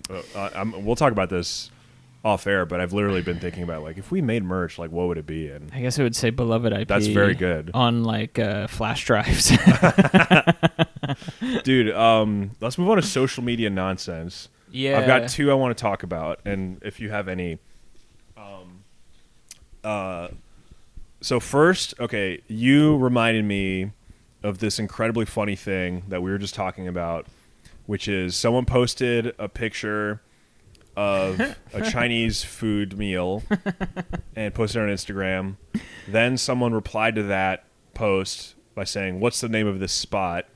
And then the guy who posted the picture replied with like a brick of a DM that I'm going to try to read verbatim because I think it's just like a great piece of writing. Okay. "I find MFs like you really interesting, bro. I ain't gonna lie, this spot is kind of like a personal thing to me. You get what I'm saying? It's just like a personal vibe. You feel me? What's really crazy is you wouldn't even wanted this if you ain't see me post it. You get what I'm saying? I don't even think you really hungry like that, TBH, bro. So go ahead, find yourself something to eat, bro. Go open your fridge, bro. This not the fridge, this the internet. You get what I'm saying? This shit tastes insane, though. Shit, wild seafood pasta. You know what I'm saying? This shit market price. You feel me? Shit, I wish I could put you on, but it's really a personal vibe, you know? I bring my loved ones here, so you know what I'm saying? You be easy, bro." Dude, it's so funny. It's like so like threatening. Yeah, there's and, a like, mild like threat at the It end. is, yeah. It's absolutely like, oh, like this guy's gonna fucking kill me if I ask him again. Let alone if I find out what this place is and I show up. And then just like the number of times he says "you feel me" or "you know what I'm saying" is like really funny, really like intimate. Yeah, and kind of like soft, like threatening and soft at the same time. Yeah, the fact that it starts with like "I find MFs like you really interesting, bro," I know. is like so like passive aggressive. Yeah, it's And like that- you're in for a talking to. Yeah, dude, absolutely. I Here's mean, and the that's like preamble. that's a classic like girlfriend's mad at you thing. Like that's like a trope is like you get a text from your girlfriend and she says like, "I actually find it really funny how," and then like whatever she says after, it's like, oh, she doesn't find this funny. She's like seething. My girlfriend doesn't talk to me that way, FYI. Right. But it is a trope. Yes, of course. Yeah. And then like so I find MFs like you really interesting is like you're so angry right now. Yeah. And then we already, mentioned off air like damn, what was it? What was the line that like we loved? It was in the middle. Oh, that thing. In this thing. Yeah. I don't think you're really hungry. Like I don't that. think you're really hungry like that, bro. It's awesome. So this ain't the fridge. This ain't the fridge. Go This is open the internet. fridge, Go open yeah. the fridge. Find yourself something to eat, bro. You feel me? It's just like I like that. Dude. When you just read, I hadn't read it in a while, Yeah. and it's like kind of hard to read. It's like very. Yes. It's like there's very little punctuation, yeah, but it's also incredibly easy to parse. right. I That's just a mean good it's hard to point. read out loud, like It to is. like really like say Yes. everything Right. correctly. But it's also, but it's hard to read, but it's also received like loud and clear. Yes, absolutely. Yeah, it's a hail of bullets. Yeah. I'm glad we finally read it because it's kind of the vibe not necessarily the vibe I want to take on, but there's a very funny attitude to get there, and especially the beginning where it's like, "I find MFs like you really interesting, bro." Dude, yeah, so Because good. it's like I'm looking a down on chilling thing you. to hear. Yeah, Yeah. my hands are steepled. Yeah, I have little tiny glasses on that are very expensive. Yeah. And it's like, I find you interesting that you're even curious about this now that but the thing that really I liked in this reading was the the last part. Well, one, it's really funny. This shit tastes wild. Dude, I know. Yeah, I do love that he doubles back around and he's like, "This shit market price, Yeah, bro." I know. It's like it's so good. Yeah. But I like the. It's like titillating him further. Yeah. And then he's like, "But I bring my family here." That's awesome. I bring my family here is Yeah. so like it's kind of mean. It's Or it's like the threatening thing. Yeah, well, it's like you're not my family. You're not in my circle. I bring loved ones here. Yeah, I mean it's very mobsterish. Yeah, it's like you're like I have like this very specific inner circle, and you're not in it. And if you try to be in it, I will kill you. Dude, so fucking good. So that I wanted to talk about that and just kind of shout it out as a piece of writing. It's very good. Yeah, shout out. And then the other one is from a subreddit I've been into called LinkedIn Lunatics that has come up on this podcast before. And it's just people on Reddit posting like crazy LinkedIn posts, And this is one that I will read. I'll read the whole thing. Okay, it's by a guy named Michael E. Pyle, Pyle. The thing under his name, I don't know what you call this, his like whatever, showing sales pros how to use commission to buy freedom in 12 months. I believe his like, that's what he's advertising. Okay. That's actually, I guess that's an attractive headline. Yeah. For someone who's looking as a sales pro, I would love to buy freedom. As an aspiring sales pro. Yeah, exactly. Okay. Guess what I did this is like a LinkedIn post. People post on LinkedIn sometimes. How often do you go on LinkedIn? Never. Yeah, same. But yeah, people do people post. People fuck around. People get busy on there. Yeah, they do. Okay. Guess what I did in a hotel bed in December 2017? I shit my pants. It was horrific. I laugh about it now, but at the time, oof. Then there's little finger emojis, when like pointing at like a list. So finger number 1, work, travel, and being sick are no fun. Finger number 2, I must have had a bad stomach bug. Finger number 3, I remember laying in bed. Stomach felt super queasy. I tried to just go to bed. As I was almost asleep, at 30 years of age, I had an accident. Now this is a great transition. What does this have to do with financial planning? Well, about 4 years before this story, I got stuck in a snowstorm and had to spend an extra night in a hotel that I hadn't originally planned for. I ran out of clean clothes because I only packed for a specific amount of days. Fast forward to 2017 when the accident happened in bed. I packed extra clothes, specifically underwear. And that, my friends, is the emergency fund of the traveling sales pro. You don't know what a true emergency fund will be used for. I never thought my extra pair of underwear would be used because of bedtime poo-poo accident, but that's why we have an emergency fund. I hope this memory gets seared into your brains the next time you decide to go commando and not have an emergency fund for your money. Hashtag sales, hashtag financial planning, hashtag challenge everything. I hope I didn't bore you or our listeners. I felt it was important to read the whole thing. No, I think it's worth reading the whole thing. That's a very... I mean, I almost thought, like, this can't be real, but it's not absurd enough to be satirical. Yes. I'm pretty sure this is real. I think you're right. I agree with you. I think it's real. It's... I mean, just in my opinion, it's like, I get what he's saying. Yeah. And... sure. But it's kind of like... This is really shoehorning it in to definitely this LinkedIn Lunatics subreddit. LinkedIn Lunatics is a good name for like a AAA baseball team. Yeah, that's very funny. But but anyway, it's really just or like a trivia team. Oh, that's better. Yeah. Yes, something knowledge based. Yeah. But yeah, it's really like he's really forcing this in this subreddit where it's like... Well, so and just FYI, he's not posting on the subreddit. He's posting on LinkedIn, and someone else found it. I see. And posted on the subreddit as like, this is an example of a guy on LinkedIn being a lunatic. That's perfect. Yeah. That's a great It's a great... He culled that from LinkedIn perfectly. Yes, exactly. Yeah. It's a great showcase of it. But yeah, that's crazy to post it on LinkedIn to be like, here's My guess is he's posting on LinkedIn 15 times a day. Yeah. And he was like, I'm only at 11. Like, what can I... Also, it's like, I get it, like, that is a sensational enough experience to be like kind of a hook to get you in. Also, what I like, the structure of it is funny because halfway through, he rewinds to like 3 years ago. So he does the, like this is a really hacky TV move where it's like the first episode starts in the middle of like a really dramatic scene. Yeah. And then it's like record scratch. Like, you're probably wondering how I got here. Yep. Like, he did that to himself. Yeah, that's true. He did. No, completely. And it's like, I guess this kind of can count as financial planning. It's a very creative way to look at financial planning.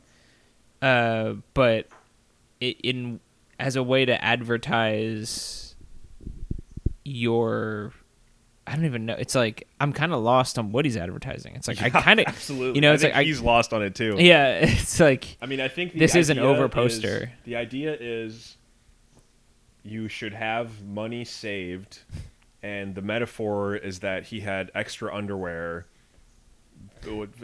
because he shit his pants, and shitting your pants without having extra underwear is like having a catastrophic expense that you don't expect, and you don't have money saved. Yeah, I think is what he's. It sounds like coaching people to think about. Yeah, it's just like. It's just an interesting one to use as an example because it's like, I don't know, an extra pair of underwear is the thing that he's talking about. Yeah, buying, but it's like, I don't know. When you pack for a trip, how many extra pairs of underwear do you bring? I usually do like 1 to 2. Yeah, I kind of go insane. I pack like 3. That's nice. Which is like, it is kind of funny. It's like, do I think I'm going to shit myself 3 times on this like weekend away? But I think it's mostly because it's like, when I travel, I get like gross and sweaty. So that's what I do. Take a shower when I'm there, and then I just like I just like having extra. Same. And underwear is really easy to pack. It's like it doesn't really take any space. Right. That's why this one seems like a weird one to me, where it's like, I don't know. At some, maybe I'm looking too much into this. Yeah, but it's just a weird example. But it's like, all right, I guess the main takeaway I'm getting from this is you shit yourself recently. Oh yeah, and then I was like looking for this post to talk about it on this episode, and I just Googled LinkedIn lunatics shit myself. It wasn't the only LinkedIn post talking about shitting yourself. There was another one with a different moral. Yeah. The moral of that story was this guy. It's actually sort of sad. This guy was on a Zoom meeting with his boss, and he shit himself, and he was like working from home, so he was like able to change right away. And, clean himself up. And he was like, this is why remote work is important for people with, like, disabilities. Oh, okay. Because he, like, was, like, incontinent. Oh, and that's what I'm saying. It was, like... Sure. A little bit sadder. And so I kind of feel bad making fun of this guy. But I'm like...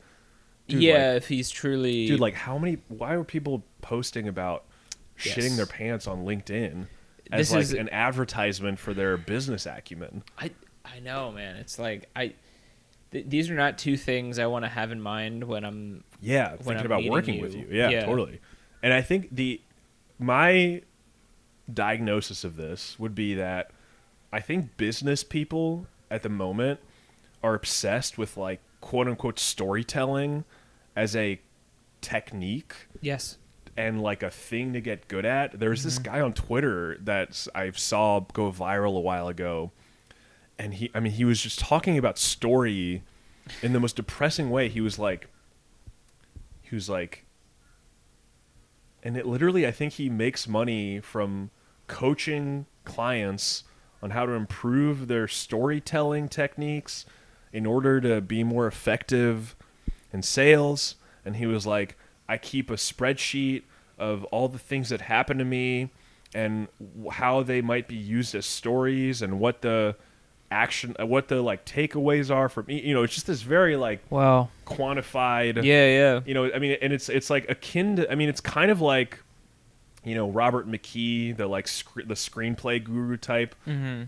It's sort of a similar way of looking at story as this, like, you extract it down to these, skeletons of structure and whatever. Yeah. But at least Robert McKee thinks about it as art and like is talking about how to connect with an audience. These people are just like, how do you, get your client's attention so that you can better sell to them? Right. So I think this is what these people are doing. They're like, well, I shit my pants, and therefore this displays vulnerability, and it's a crisis event in which I can then display resilience, which can tie into X, Y, or Z. I think they're thinking about it that way. No, I think you're right. It's just like a funny thing to be like, this is the story. I'll tell it at the conference. Yeah, I know, but I think that's like that's a bunch of people I think that's how they're being thinking about it. I think they have like TED Talk tone while they're writing this stuff. I agree.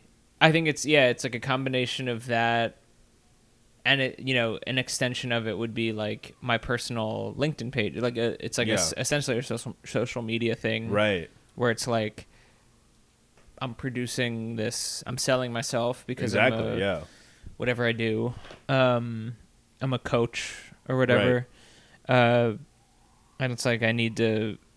There's content to be produced. Mined out of this. Yeah. So. It's like, and also like just this oversharing that is kind of becoming inherent just because it feels normal based on how we operate our social media accounts. Yeah, but it's obviously wild. heightened. And it's funny because I think like the intentions of each social media platform are different. Instagram, it's like, I want to seem hot and successful. Twitter, it's like I want to seem witty, and plugged in. Yeah. TikTok, I don't know what I'm not on TikTok enough to. I don't know either. TikTok literally might just be like, I want to seem young, but I don't know. I want to seem young and disabled. That's like a lot of it. But LinkedIn is like, I want to seem like professional and like I've got my shit together. Right.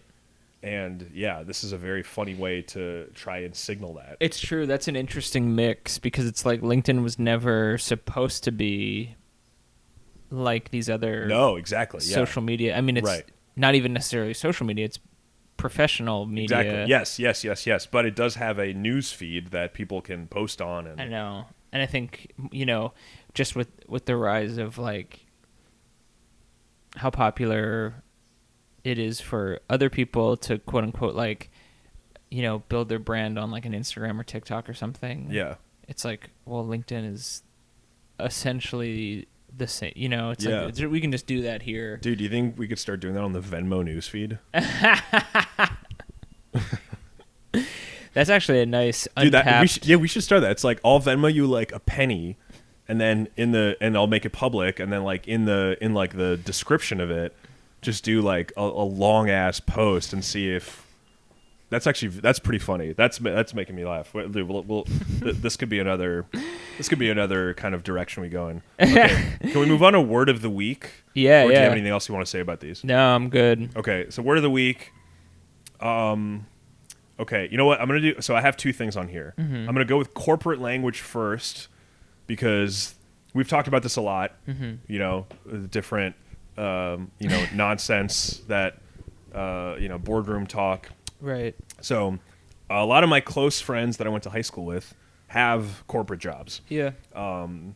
Project management. One of them works for like a healthcare company. One of them works in accounting. And I asked them the other day, I was like, hey, what are some like things you guys hear at work a lot that make no sense? And I got a lot of good intel. Okay. One is they told me apparently that there's this thing where an organization can either be described as an agile organization or a waterfall organization. And agile apparently means that all of the different component parts can work independently in pursuing their goals. Whereas waterfall is like top down, the C-suite provides a directive, and then everybody follows it according to the procedure that's laid out. Huh. And by the way, if anyone's listening to this, if any of my friends are listening to this and I'm getting this wrong, please do correct me. True, yeah, we don't want to be... Next is, I love this, Scrum is just a team.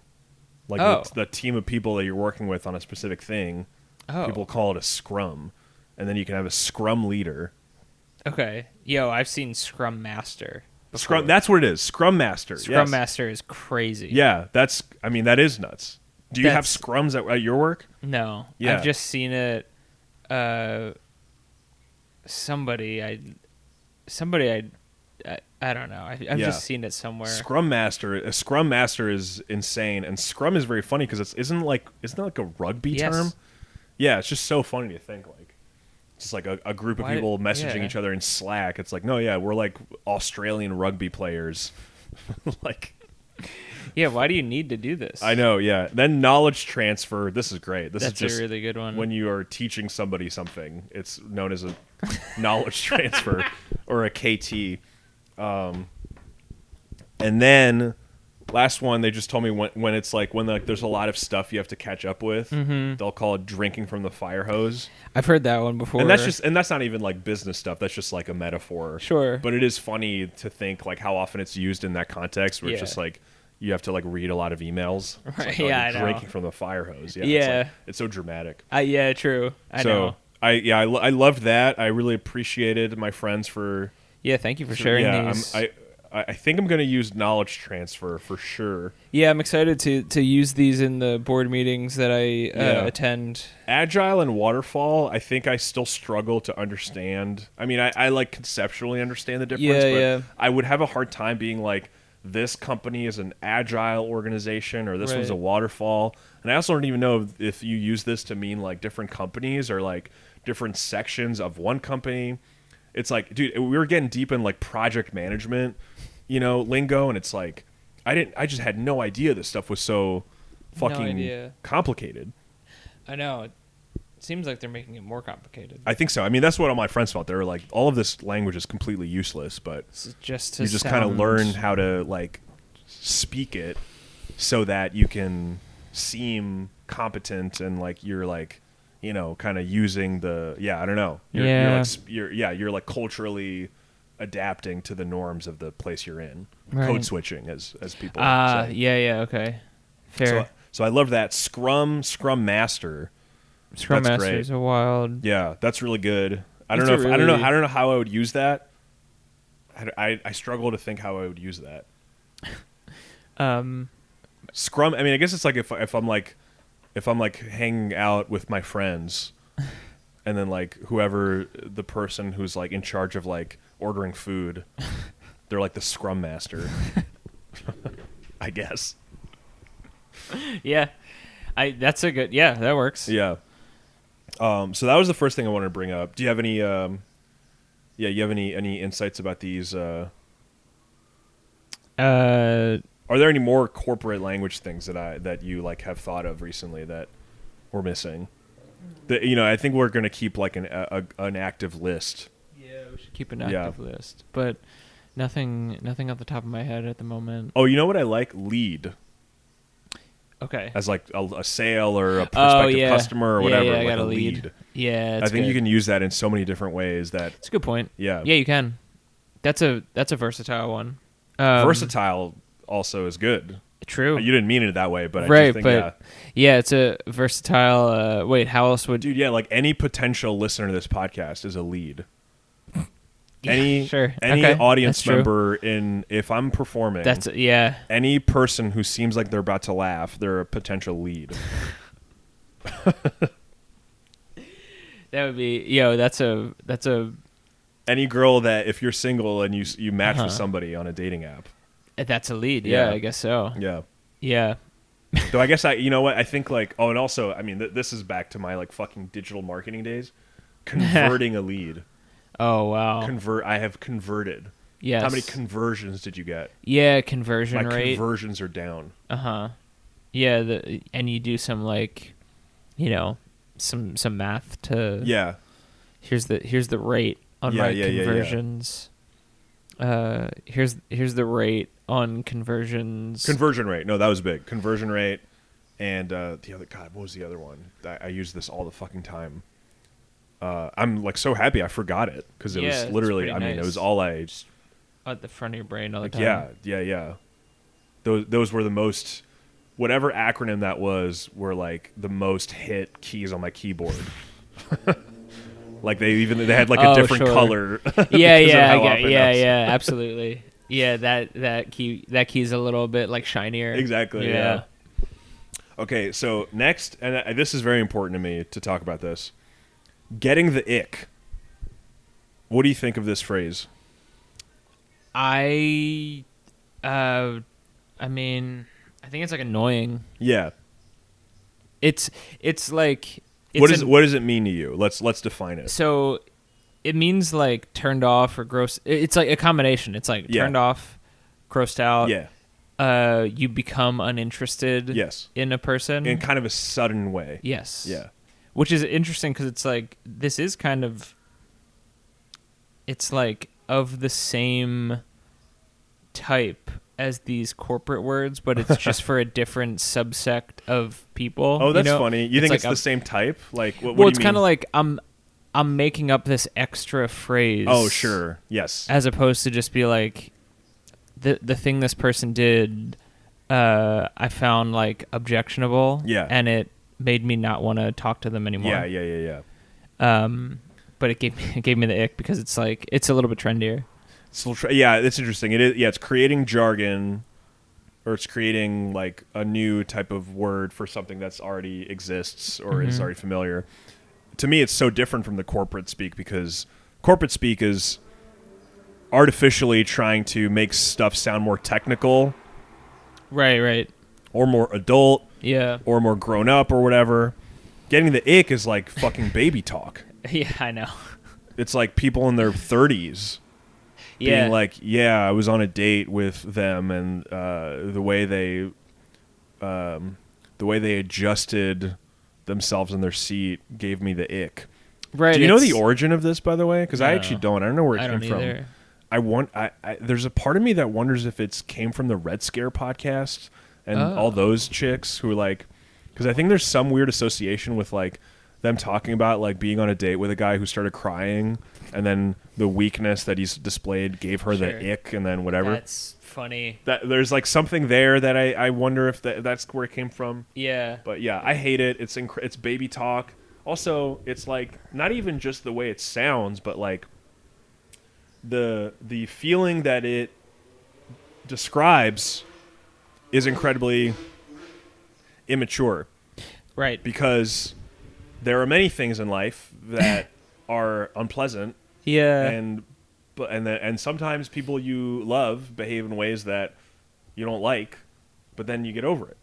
True. Friends, partners, whatever. Yeah. Right? Family. Of course. Yeah. You don't just get the ick and are like, I don't want to deal with you anymore. That's a really good point. Yeah, it kind of like presumes I guess it presumes, or maybe even prescribes kind of now like a mentality of once you get this, you're supposed to write whatever it is off. Absolutely. Completely. Yeah, it's like no more engage. I've disengaged completely because this temporary thing that made me uncomfortable. Right. That's how a baby thinks. Yeah. Yeah, true. It's like very reactionary. Mm-hmm. It is. Yeah. And so I mean, and it's like, yeah, so I hate it. And I hate when people use it. And I don't even know how popular. I mean, I feel like it had a moment like maybe like a few months ago, and I don't even know if I hear it that much anymore, but yeah, I wonder. I mean, have you ever heard somebody use it? Like, yes, someone we know used it, and it was the first time I'd heard it, and I was like, "Are you?" Maybe you have told me about this. I did tell you about this. Okay. And it was like I was like, you're in your mid-30s. Like, you got the ick? Are you kidding me? Yeah. Yeah, I just remember Come thinking on. like it's like, yeah, it's so like infantile. Yeah, I know. So yeah, so I That's feel a good one. I feel pretty strongly about this. I do too. I don't like it. Yeah. Honestly, someone using getting the ick gives me the ick. Yeah, I would agree with that. That's probably the only time I'll. Yeah. Probably the only time I'll get it. That's true. Yeah, it is. It would be hard for me to come. Yeah, I have to swallow my own medicine there. I think I would have to, if I really wanted to abide by my principles, I would have to forgive someone using that and be like, you know what, that's a great point. You heard it on a thing and you thought it sounded funny, and it is kind of funny. Yeah, it's kind of funny. I mean, that is pretty funny, especially if it's like if you do end up writing this whatever off completely. Yeah, to be like, I don't know, the way they like cut their food gave me the ick. Yeah, it's funny to have these irrational things, but I also I think it's one of those things where people use it ironically, but then it becomes not ironic. Oh, for sure. And it becomes a true definition of like how they see the world. Yeah. And it's like you just need to give people you need to give the world more of a chance than like this made me uncomfortable or this was gross and therefore I do not want to deal with it any longer. Yeah. Totally. But it, like childlike expressions are funny. I mean, like Shane says "ew" a lot. He says it all. In Tires says it all the time, and it's like very funny when he does it. Right. It's like "ew." I know. It's like a good. You tease. Yeah. So it's teasing. like I get it. I get the humor there, but it's I really don't like it at all. Yeah. And then it's like, dude, I get the ick with myself like 3 times a week. Like, it's just a part of life. Totally. Yeah. Of course. It's too cute for it's too cute and dismissive for that's what it is. Cute and dismissive, which is that's very Red Scare, I guess. That's like whatever Dasha's whole like that's her whole sexual appeal. I guess that's true, She's like a cute, beautiful woman who seems to be dismissive of like anything she's around. Yeah. Except for Camille Paglia, they seem to ride for her. Oh yeah. Well, Camille Paglia is a pretty interesting thinker, yeah, but I don't know if I would agree with. But yeah, they really are just like the modern day Camille Paglia. Yeah, I get what you're saying though. It's like the attitude tends to be, dismissive. Yeah. Should we move on to no poetry? Disrespect to Red Scare, by the way. Whatever. I'm just kidding. No. We'd love to have you on the pod. I know. I bet we'd have a stimulating conversation. That's true. I'd like to find out what Anna and Dasha eat on a weekly basis, or just like their most nothing. Recent thing. Yeah, cigarette. Yeah. Are you gonna buy Honor Levy's book? Wait, who's that? She's some woman who's involved in the Dime Square. She wrote a book of short stories that are apparently. Oh wait, I think I heard about this. They're super like online.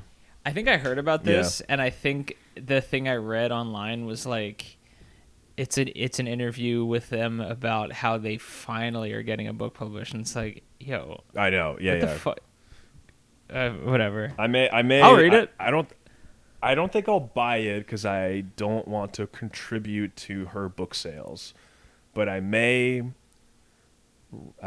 get it from the library and read a story and report back on this show. That's an interesting one. I might I might hang out in Barnes and Noble for hours. That's good too. Yeah. Steal some of that IP. That's true. I wonder, yeah. That's yeah. But that being said, we'd love to have you on the pod. Anybody who's listening who we talked about, we'd love to have you on and kind of talk through our feelings. That's true. Honestly, I bet they're pretty fun to hang out with. I bet, yeah, totally. And listen, Dasha was great in Succession. Oh shit, that's right. Yeah. She was her. I really liked her role. Yeah.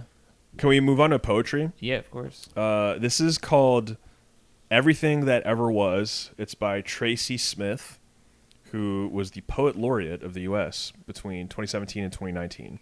Wow, nice. So that's recent, cool name for the book of poems too at the bottom. Life on Mars. Life on Mars. That is cool. I like that. All right, I'm gonna read it. Thank you. Everything that ever was.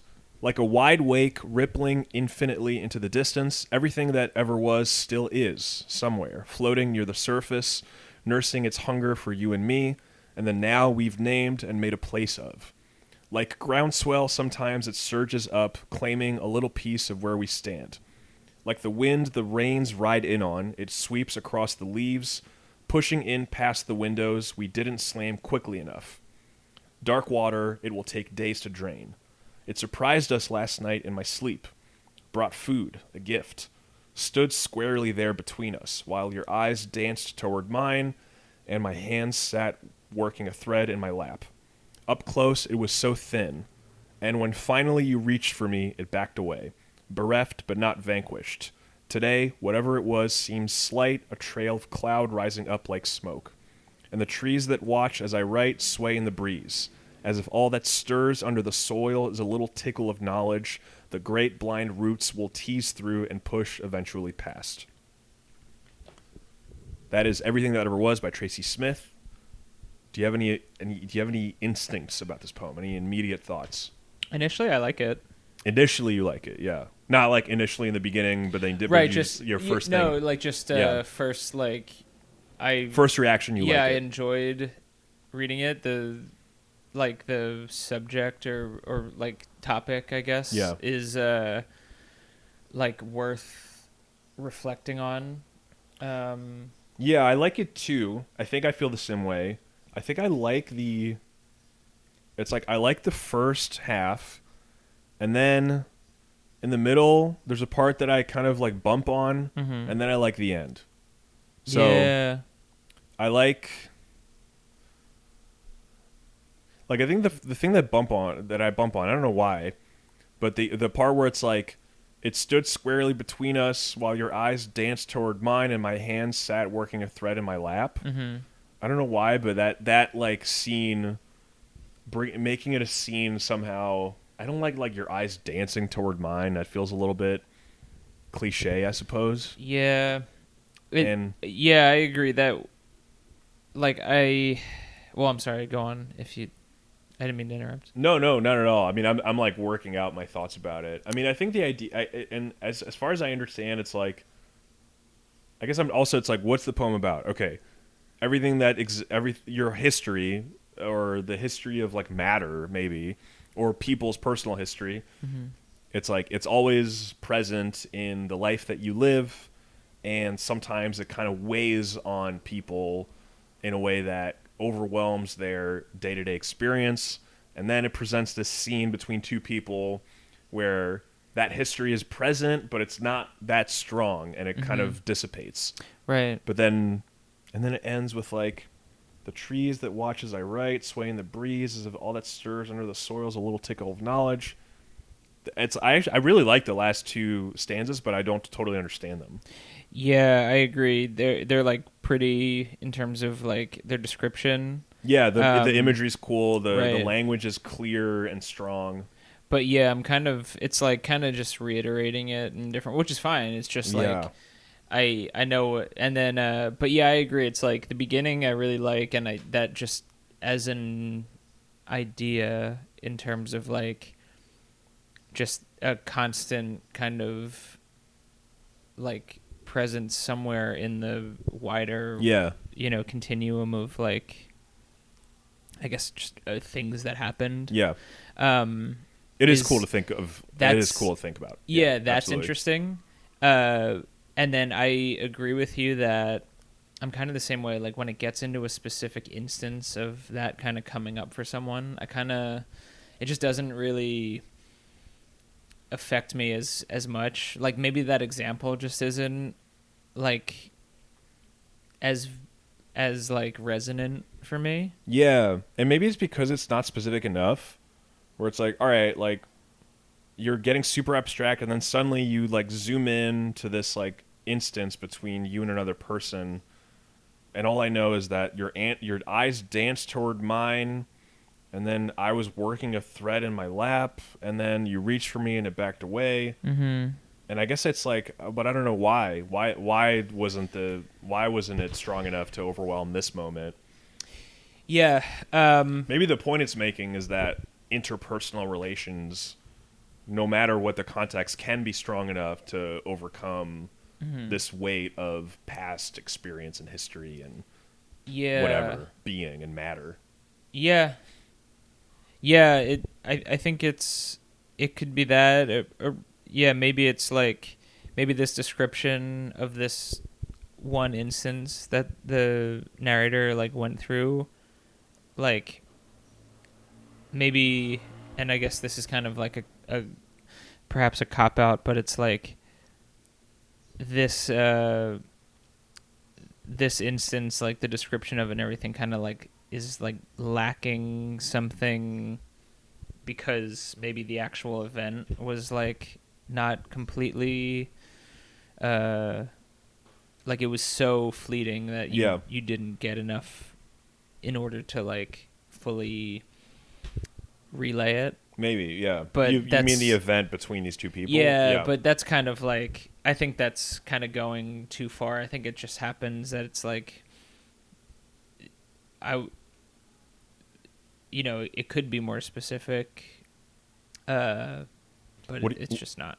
What do you think that ending means? Okay. And the trees that watch as I write sway in the breeze, as if all that stirs under the soil is a little tickle of knowledge the great blind roots will tease through and push eventually past. Do you have? And does anything come to you there? I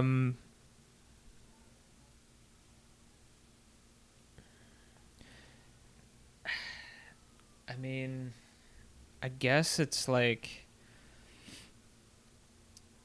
the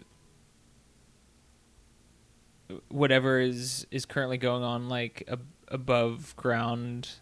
It's like the trees and the roots were there like through all it, and it's kind of like they're just going to keep growing and go past this event.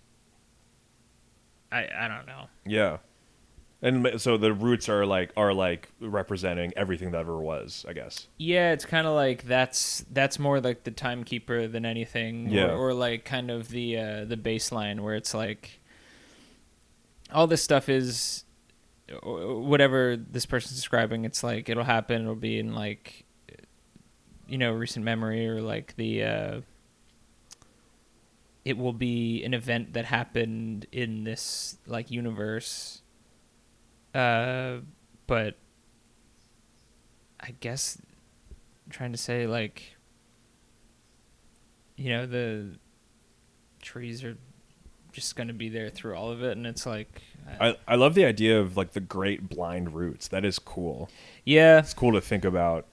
Yeah, it is, especially like a tree too, where it's like it lives for hundreds of years it lives for hundreds of years, is like solid, kind of unmoved. With all the stuff going on around it, is like a steady presence. So it's like, yeah. Wait, I have we previously talked about bricked up, rocked up. What do you think of trunked up as a for like a boner? That's pretty good, right? That's a really good one. Yeah, trunked up, and because then the veins are kind of like the roots. Trunked up is so. I mean, yeah, that's like crazy vivid. It's like crazy vivid. It's got good like consonants. Like trunk. Trunk's good. It's pornographic. Hella pornographic. All right, I like it though, dude. Awesome. Yeah, that's we'll fucking add that to our. That's a good one. Add that to our lexicon. Yeah. Okay, and then so also I guess just biographical details about Tracy Smith. Mm-hmm. And I guess just part of why I included her. I realized that we haven't talked about a black poet yet on the show, and I felt like, all right, we probably should. And I know that Tracy Smith is like a pretty well-known contemporary one. And then I was thinking, well, we do talk about rap a good amount, and rap is just poetry set to I mean this is like the most obvious thing in the world, but but you're right. It literally is, and it's a thing that I think is often like forgotten or overlooked. Totally, people just don't think about it. It's like it is like the best rap is like pretty serious poetry, and people engage with rap in a deep way. Mm-hmm. People like scan and analyze its lyrics, etc. And then I was thinking, there's no way we could ever read rap lyrics on this show as poetry without sounding unbelievably cringe. Yeah, true. So that is a obstacle that I think we'll have to just kind of think about. But I guess I wanted to mention that as part of my thinking along the poetry that we choose. And true, it's an upcoming obstacle. Can you imagine if I was just reading like, "We gonna be all right"? What do you think Kendrick meant when he called Drake a 69 god? What do you think? But it's like there's a part of me that's like, I do kind of want it. Like, I wish I was just like a fucking cringe ass English teacher. I know. In the Bronx, and I just was straight up like, all right, kids, like, let's talk about the beef. And So, I bet that would be a great class. I bet it would be great, yeah, because it's like, that's certainly engaging. Yeah, it is. And it's absolutely fun for the class. Yeah, if you're yeah. into rap. Yeah, I agree. That's a funny one. But yeah, that would be tough. But you yeah, have to make sure. Oh, go ahead. I'm just saying, it's like, kids, put your phones away. I know. Yeah. Yeah, exactly. Yeah, don't film this. Yeah. This is. I mean, this is some grassroots virality right here. Like. Oh, true. Yeah. Yo, my teacher, analyzed the beef and said the N-word every time it was used. Kids, I'm quoting. All right, dude. Do you have anything else you wanted to? You have any key learnings or any action items, any takeaways you wanted to bring up? No. Beloved not at IP the moment. merch. What's that? Beloved IP merch. Beloved IP merch. I think that's is coming. A possibility. That's coming. Yeah. We're gonna have to find a factory that plays ball. Yeah, absolutely. I preferably don't want to make it in the USA. No, listen, yeah, I want give some love to the developing world and create some jobs in Bangladesh. I'm all about it. Create some youth employment. All right, well, I think we killed it, dude. Yeah. Nice to chat with you again, Charles. As always. Thanks for coming, and hello, dear. Hello, dear. Hello, dear. Kind thanks for listening to our splendid podcast and bequeathing your attention to our lucrative enterprise. If you enjoyed what you heard, please do the needful and transmit the relevant information to all of your personal and professional contacts as soon as possible, or I shall be forced to unfold your private banking details to all interested parties. Don't hesitate to contact us if you have any questions or concerns. Wishing you many miracles and luxuries. Hello, dear.